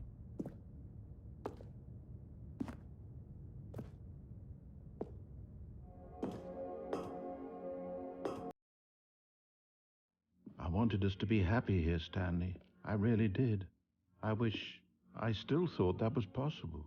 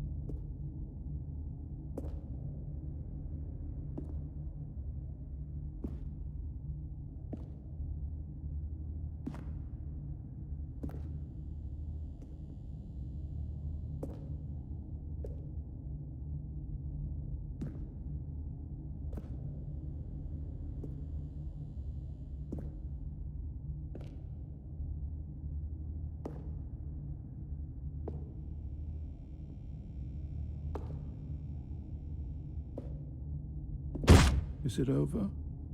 It's going to restart, isn't it? I'm going back.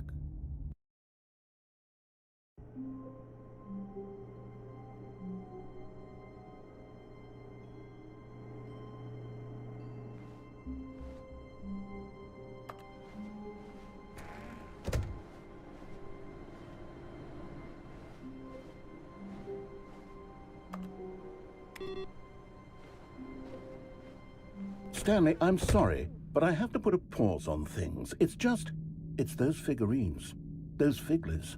I haven't stopped thinking about them since you nabbed every last one. Wasn't it just the most intrinsically fulfilling moment of your entire life? Didn't it fill you to the brim with inner richness? Yes, I know we're supposed to be telling a story, but won't you please indulge me with one more trip back to the memory zone? I would love nothing more than to revisit the figurines. Just one more time.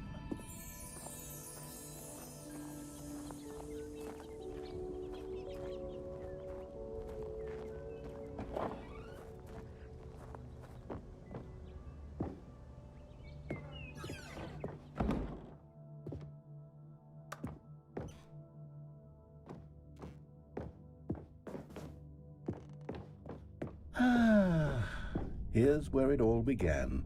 The first collectible.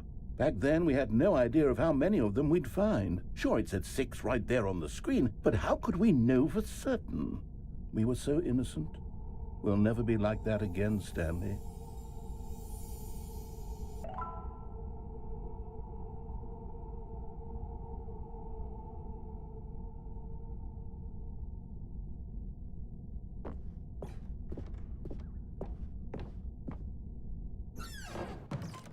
And here was the second Stanlerine. You found this one all on your own, just by poking around in the boss's bathroom. You did that, Stanley. I'll be honest. Back then, I had no faith in you to find any of them, let alone 6. But you continue to surprise me in all sorts of mundane, unremarkable ways.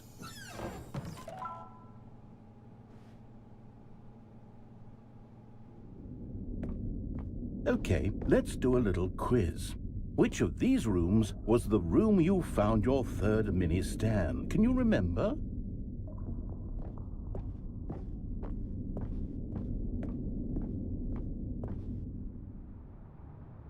No. The warehouse was the 4th place you found a Figanley, not the 3rd.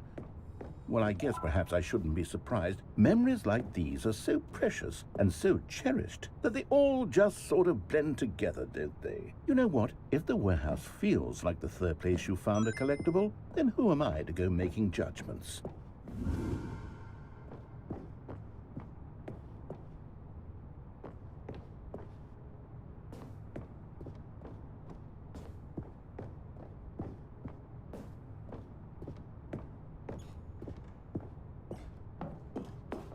Let's see, what came next? Oh yes, we found a Figley in this pink room. Oh, well, I can't actually say I remember being in this room, but it's here in the memory zone, so it must have happened.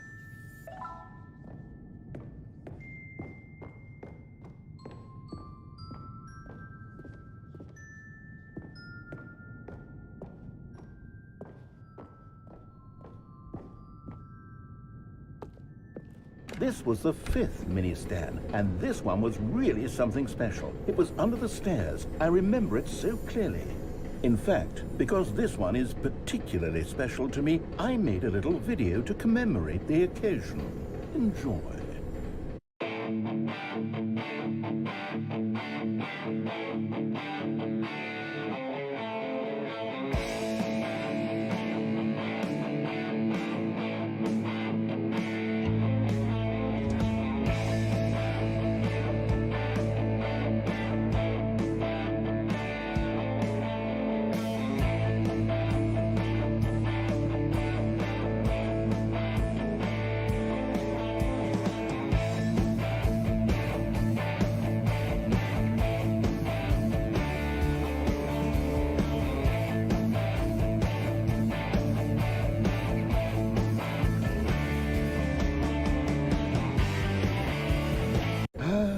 Takes you back, doesn't it? I spent a lot of time making that video, but it was 8 minutes I wouldn't have spent on anything else.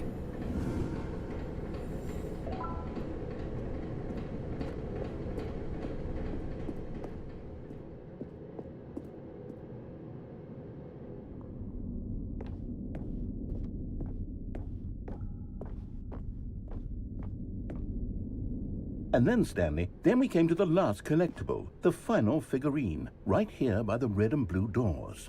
This memory is the most distinct and clear in my mind, perhaps because it was the one that happened more recently than all the others. Who can truly say how the mind works? All I know is that this is the moment where you picked up a Figley and I thought to myself, yes, that's all of them. They're all collected. It was a moment unlike any other. Except for the other moments picking up figurines, which it was exactly like.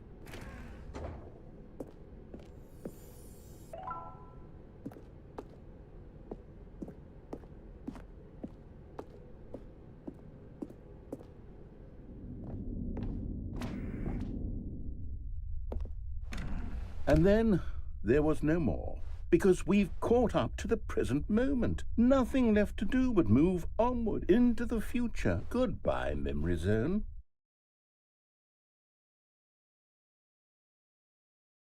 No, I'm not done. I'm not ready to move on. Stop the loading screen. Isn't there some way we can stay here, keep enjoying these figurines? Let's just go backwards. We'll do the memory zone again from the opposite direction. See how that feels.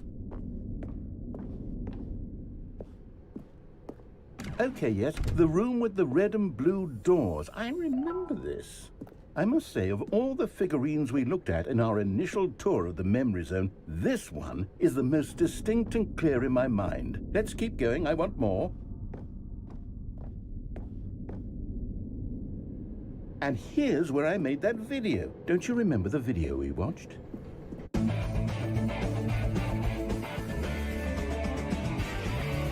Yes, I love that video.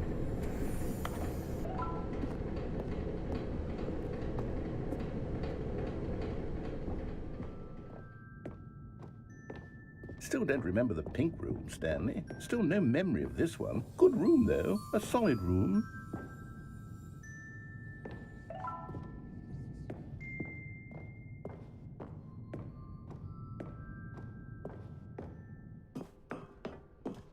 These really were a treat to hunt down. You know, if there had been any kind of reward for finding all of these, it really would have neutered the intrinsic joy of collecting them. I'm very glad we resisted the temptation. Next one.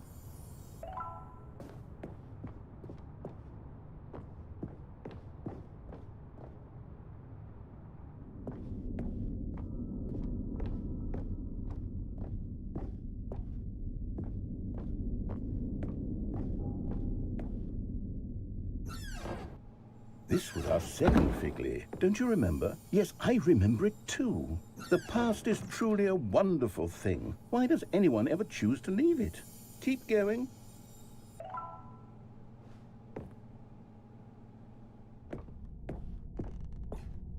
This is it, the very first one we found in the exhibit where I introduced you to the Figlarines. Oh, I want more memories, Stanley. I want to keep going. What else is there? What came before this?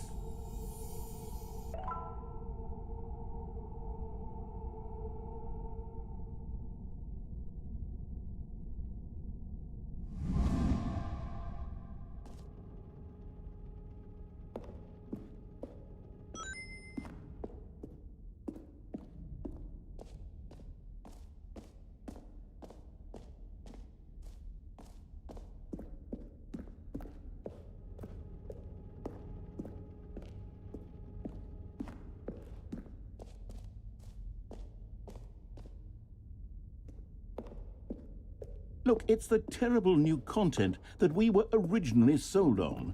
I remember hating it back then. But time does put a rosy filter on everything. In fact, I dare say I'm actually quite fond of it now. Look how much fun the past is. I want more. More memories.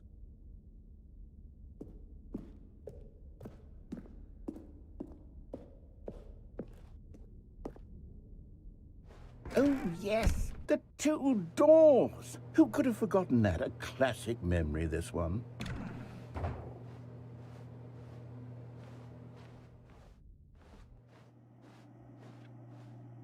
And before everything else, there was your office. Is there anything else? Was there something that came before your office? There's something I feel I can remember. I can remember.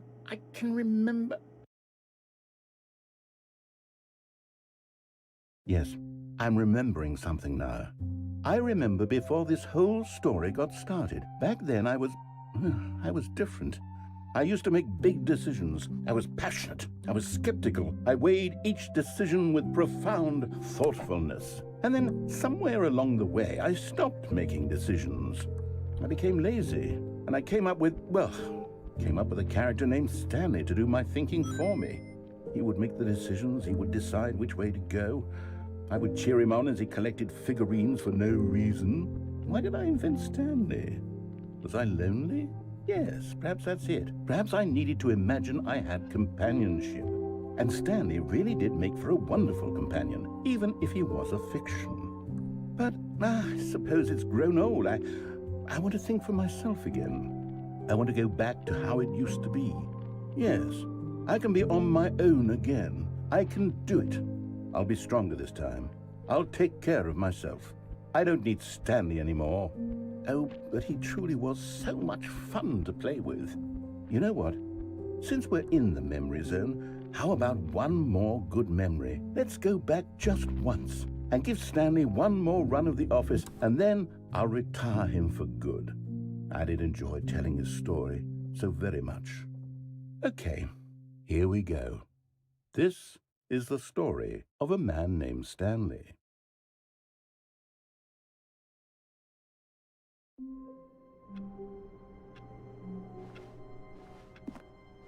All of his co-workers were gone. What could it mean? Stanley decided to go to the meeting room. Perhaps he had simply missed a memo.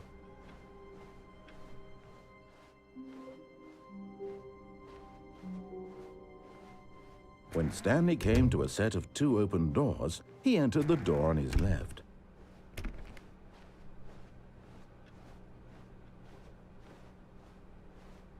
Yet there was not a single person here either.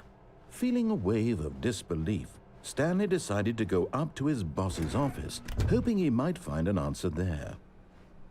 Coming to a staircase, Stanley walked upstairs to his boss's office.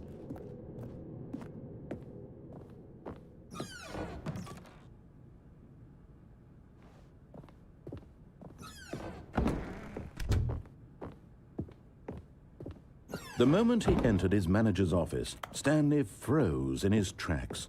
Not a living soul anywhere. Could he really be all alone?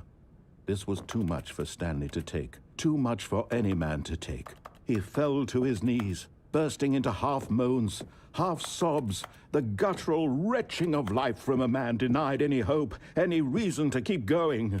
Here on the floor, he lay prone, paralyzed by fear for nearly a full hour. But when at last he began to move about and survey the situation, he found a keypad behind the boss's desk. What could it mean? Was it a sign of hope for Stanley's future? Alas, it was not. For although this keypad guarded the terrible secret of Stanley's past, Stanley was in such a rush to get through the story as quickly as possible, he didn't even have a single minute to just let the narrator talk. That kind of anxiety isn't healthy, so he relaxed for a few moments with some calming New Age music.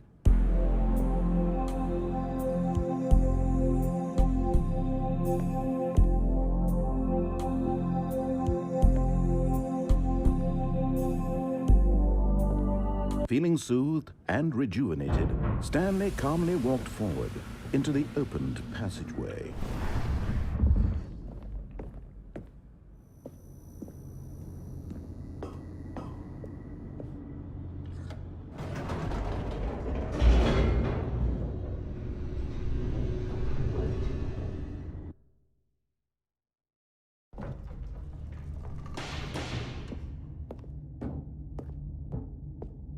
Stanley walked straight ahead through the large door that read Mind Control Facility. Although this passageway had the word escape written on it, the truth was that at the end of this hall, Stanley would meet his violent death. The door behind him was not shut. Stanley still had every opportunity to turn around and get back on track. At this point, Stanley was making a conscious, concerted effort to walk forward and willingly confront his death.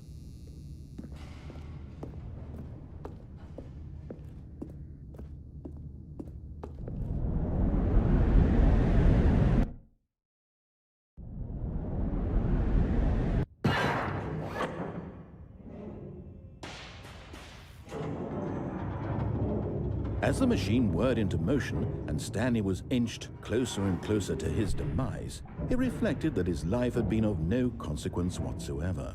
Stanley can't see the bigger picture. He doesn't know the real story, trapped forever in his narrow vision of what this world is. Perhaps his death was of no great loss, like plucking the eyeballs from a blind man.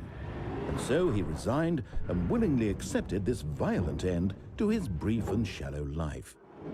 Farewell, Stanley.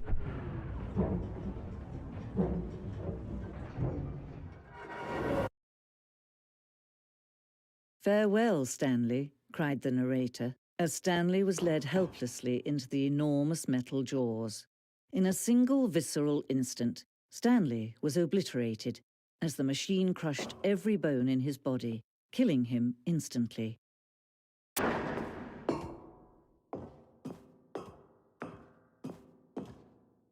And yet it would be just a few minutes before Stanley would restart the game, back in his office, as alive as ever. What exactly did the narrator think he was going to accomplish? When every path you can walk has been created for you long in advance, death becomes meaningless, making life the same. Do you see now? Do you see that Stanley was already dead from the moment he hit start?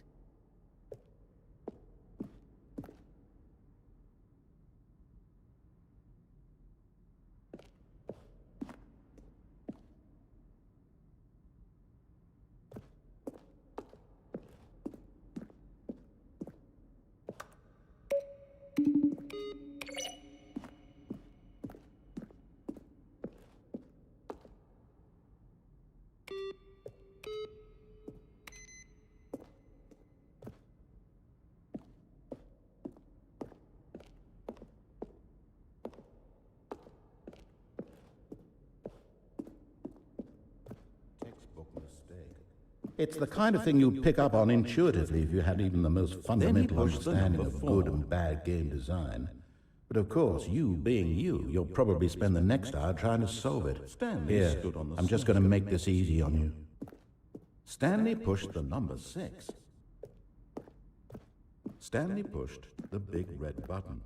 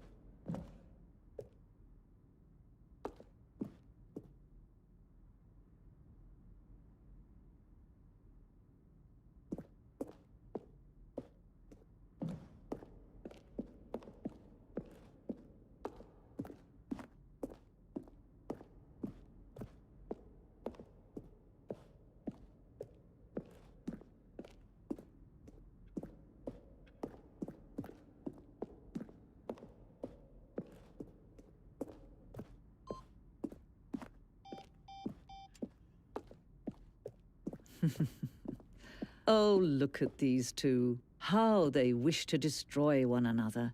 How they wish to control one another. How they both wish to be free. Can you see? Can you see how much they need one another? No, perhaps not. Sometimes these things cannot be seen. But listen to me. You can still save these two. You can stop the program before they both fail. Push escape and press quit. There's no other way to beat this game.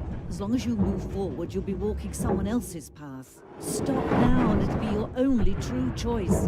Whatever you do, choose it. Don't let time choose for you. Don't let time...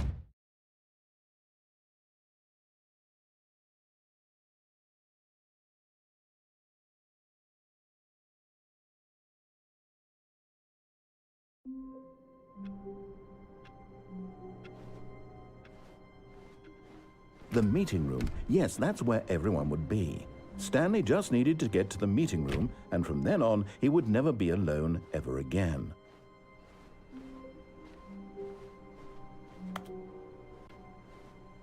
It takes a lot of humility to carry a bucket so magnificent. Stanley checked his ego and then proceeded onward.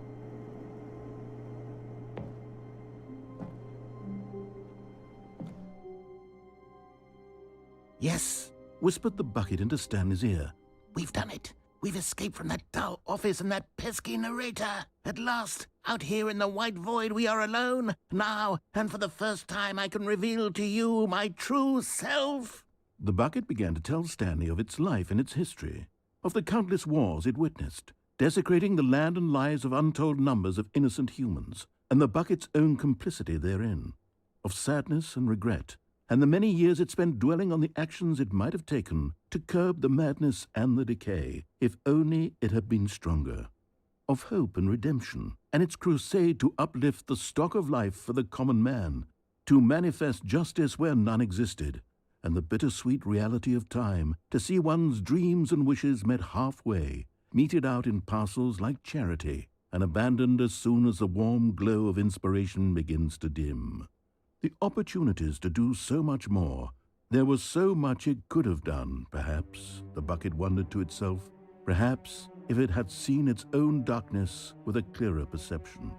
This was way too much for Stanley. What are you talking about? He screamed. You're a bucket! To this, the bucket furrowed its brow. No, said the bucket. not since the evil wizard Gambhorata first ensnared me in his machinations as payback for the sacred amulet I stole from his treasured vaults. I was young back then and could not conceive the ramifications of— No! Stanley screamed even louder this time. This is stupid! You are a bucket! This is so stupid! Why are we even doing this? As Stanley screamed and screamed and screamed, the bucket revealed its true form, transforming into a mighty beast of untold power, its fangs glistening like...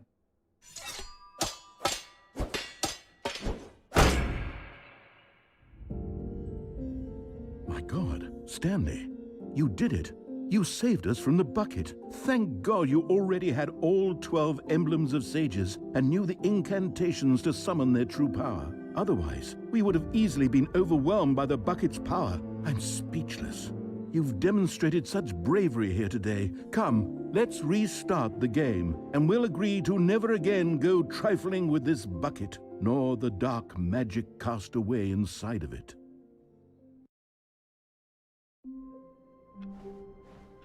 All of his co-workers were gone. What could it mean? Stanley decided to go to the meeting room. Perhaps he had simply missed a memo. Stanley cradled the bucket in a gentle embrace, protective yet delicate, assertive yet compassionate. Stanley clutched the bucket tightly to his chest and entered the door on his left. Still no one was here. Stanley needed the bucket's warmth and comfort now more than ever. Perhaps his boss's office was where he'd find... Coming to a staircase, Stanley and the bucket walked upstairs to the boss's office.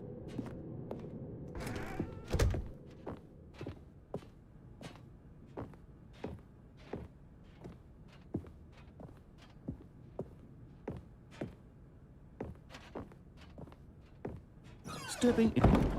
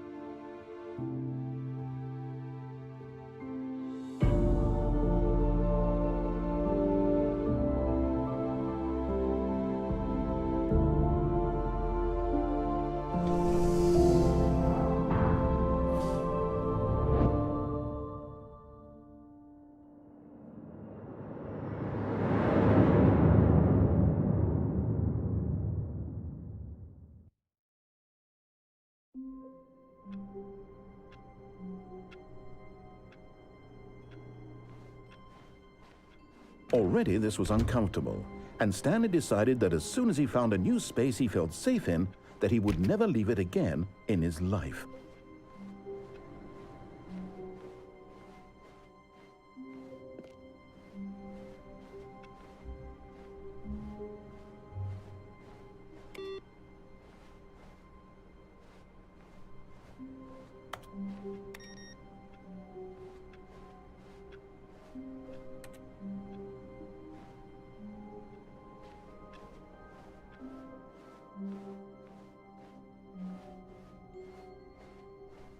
When Stanley came to a set of 2 open doors, he entered. This was not the correct way to the meeting room, and Stanley knew it perfectly well. Perhaps he wanted to stop by the employee lounge first, just to admire it. It was okay. But eager to get back to business, Stanley took the first open door on his left. Stanley was so bad at following directions, it's incredible he wasn't fired years ago. Look, Stanley, I think perhaps we've gotten off on the wrong foot here. I'm not your enemy, really, I'm not. I realize that investing your trust in someone else can be difficult, but the fact is that the story has been about nothing but you all this time. There's someone you've been neglecting, Stanley. Someone you've forgotten about. Please, stop trying to make every decision by yourself. Now, I'm not asking for me, I'm asking for her. This is it, Stanley. Your chance to redeem yourself, to put your work aside, to let her back into your life. She's been waiting. That's her, Stanley. You need to be the one to do this, to reach out to her. If you can truly place your faith in another, then pick... Oh, no, you can't... Did you just unplug the phone?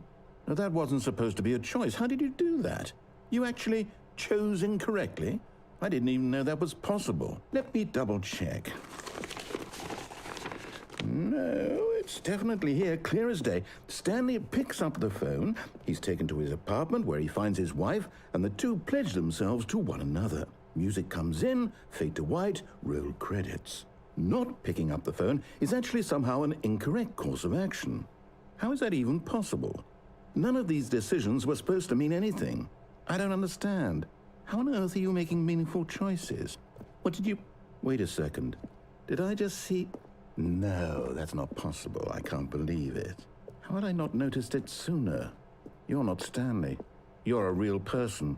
I can't believe I was so mistaken. This is why you've been able to make correct and incorrect choices. And to think I've been letting you run around in this game for so long. If you'd made any more wrong choices, you might have negated it entirely. It's as though you completely ignored even the most basic safety protocol for real-world decision-making. Or did you not grasp the severity of the situation? Well, I won't have that kind of risk on my watch. I'm going to stop the game for a moment so we can educate you properly on safe decision-making in the real world. Please observe this helpful instructional video. Choice.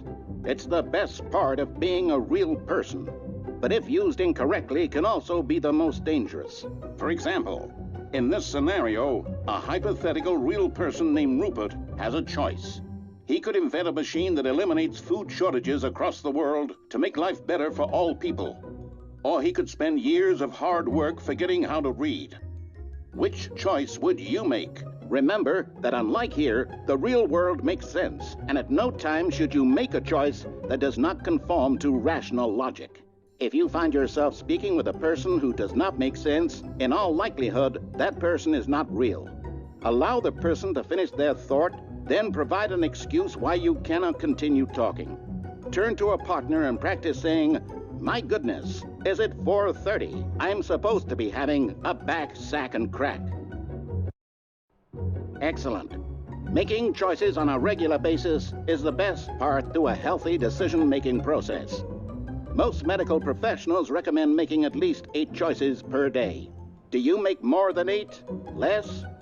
And finally, if you begin to wonder if your choices are actually meaningful and whether you'll ever make a significant contribution to the world, just remember that in the vast infiniteness of space, your thoughts and problems are materially insignificant, and the feeling should subside. At this time, your instructor will guide you in an exercise to test and reinforce the material covered in this video. Welcome back. You may have noticed that this room has begun to deteriorate as a result of narrative contradiction. But not to worry. Now that you're properly informed on good decision-making, we're going to revisit a choice you made just a few minutes ago and see what the correct thing to do would have been. This way, please.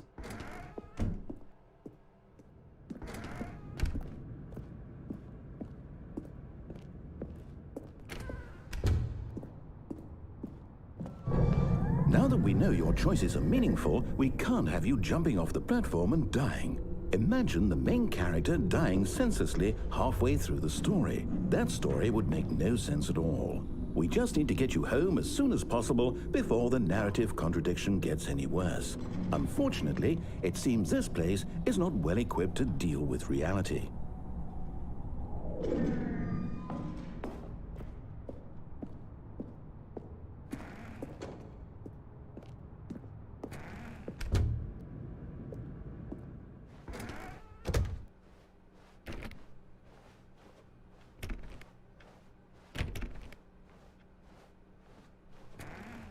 almost there. You'll take the door on the left, back to the correct ending, the story will have resolution once again, and you'll be home free in the real world. Now remember, all you need to do is behave exactly as Stanley would. That means choosing responsibly and always putting the story first. I'm quite sure you'll be up to the task. Just follow my lead and you'll be fine. All right. When Stanley came to a set of 2 open doors, he entered the door on his left.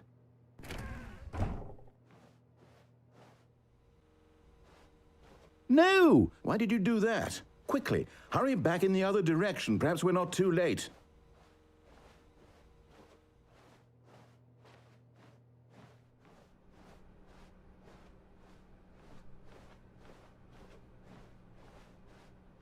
Oh, it's ruined.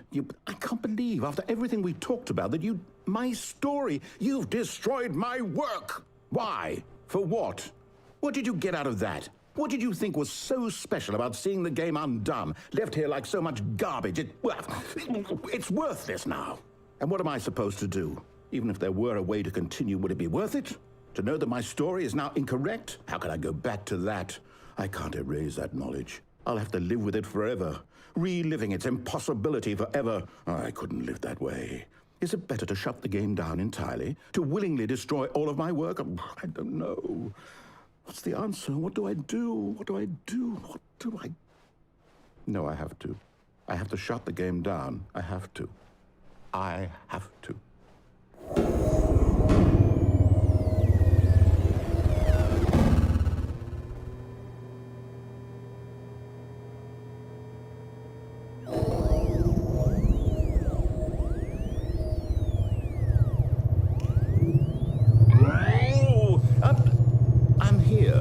I'm still here in this pile of rubbish, with you, who thought you were so clever. Now look where we are. My entire game is destroyed. It was the only thing in the world that was mine, and you've run it into the ground. What, did you think that would be funny? You just had to see? Didn't I impress upon you how important it was to be like Stanley? He actually knows how to do what I tell him to. He understands that if I say to do something, there's a damn good reason for it. That thought hadn't even occurred to you, had it? That there's a world outside of you? You're a child. Oh, my story. If you'd just gone through the door on the left, you would have seen it. There was a whole underground facility. You would have destroyed it and been victorious. It would have been so perfect. I worked so hard on it. I tried so hard to make... behave exactly as Stanley would. That means choosing responsibly and always putting the story first. I'm quite sure you'll be up to the task. Just follow my lead and you'll be fine. All right. When Stanley came to a set of 2 open doors, he entered the door on his left. No! Why did you do that? Quickly, hurry back. Behave exactly as Stanley would. That means choosing responsibly and always putting the story first. I'm quite sure you'll be up to the task. Just follow my lead and you'll be fine. All right. When Stanley came to a set of 2 open doors, he entered the door on his left.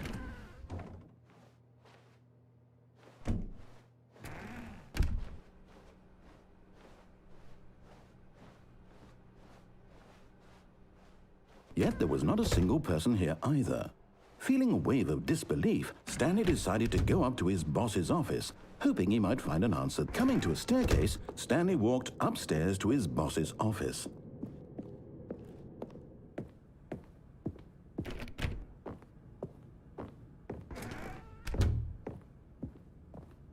Stepping inside his manager's office, Stanley was once again stunned to discover not an indication of any human life. Shocked, unraveled, Stanley wondered in disbelief who orchestrated this, until he saw the door with a voice receiver next to it. Surely behind this door lay all the answers to his questions. And beyond all probability, he knew the passcode. He had seen it on his boss's computer just last week. Nightshark 115. Was this the code to open the door? Would it still work? There was only one way to find out. Stanley had been trained never to speak up, But now he would draw from within himself the courage to face the unknown. He drew a sharp breath and then spoke the code.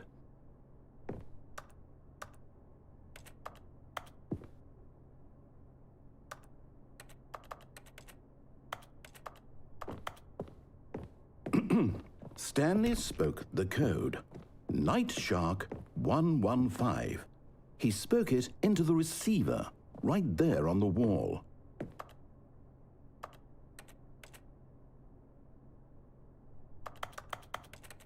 I'm sorry, is there a problem? You didn't mishear me, did you? Please speak the code into the receiver. Otherwise, we can't get on with the story. This is a crucial step.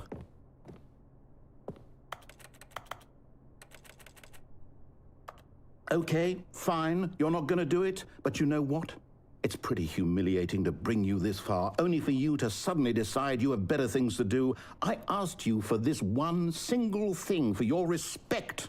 The kind of respect Stanley shows for his choices. He knows what it means to take a story seriously. If you didn't want to see what I had to show you, then why did you come here? You had a choice, you know. You could have gone through the door on the right. You could have done whatever the hell you wanted over there. Why did you come this way? Speak. Say something to me. Explain yourself, you coward. You... When Stanley came to a set of 2 open doors, he entered the door on his left. Stanley? Hello? Are you... Is everything okay? Stanley, please. I need you to make a choice. I need you to walk through the door. Are you listening to me? Can you hear me? Is everything all right? Stanley, this is important. The story needs you. It needs you to make a decision. It cannot exist without you. Do you understand me? Whatever choice you make is just fine. They're both correct. You cannot be wrong here. We can work together. I'll accept whatever you do. I simply need you to take that step forward, please. Choose. Do something. Anything. This is more important than you can ever know. I need this. The story needs it. So, you hear me? Are you there? Are you listening to this? Stanley, are you there? Okay. It's okay, I can wait. You need time to decide. Time to make sure your choice is correct. That is the best choice. That's all right. I'll wait for you to decide what's the right thing to do. Take as much time as you need.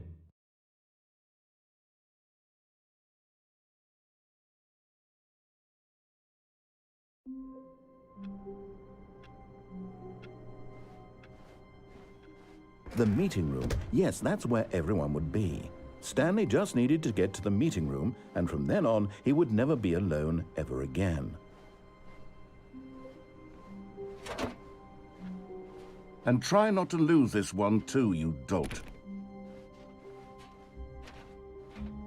Stanley clutched the bucket tightly to his chest. This was not the correct way to the meeting room. But Stanley had felt the bucket calling to him, telling him that the employee lounge was simply the place to be. And here it was. Had the bucket turned out to be correct? No, never mind. The bucket was wrong.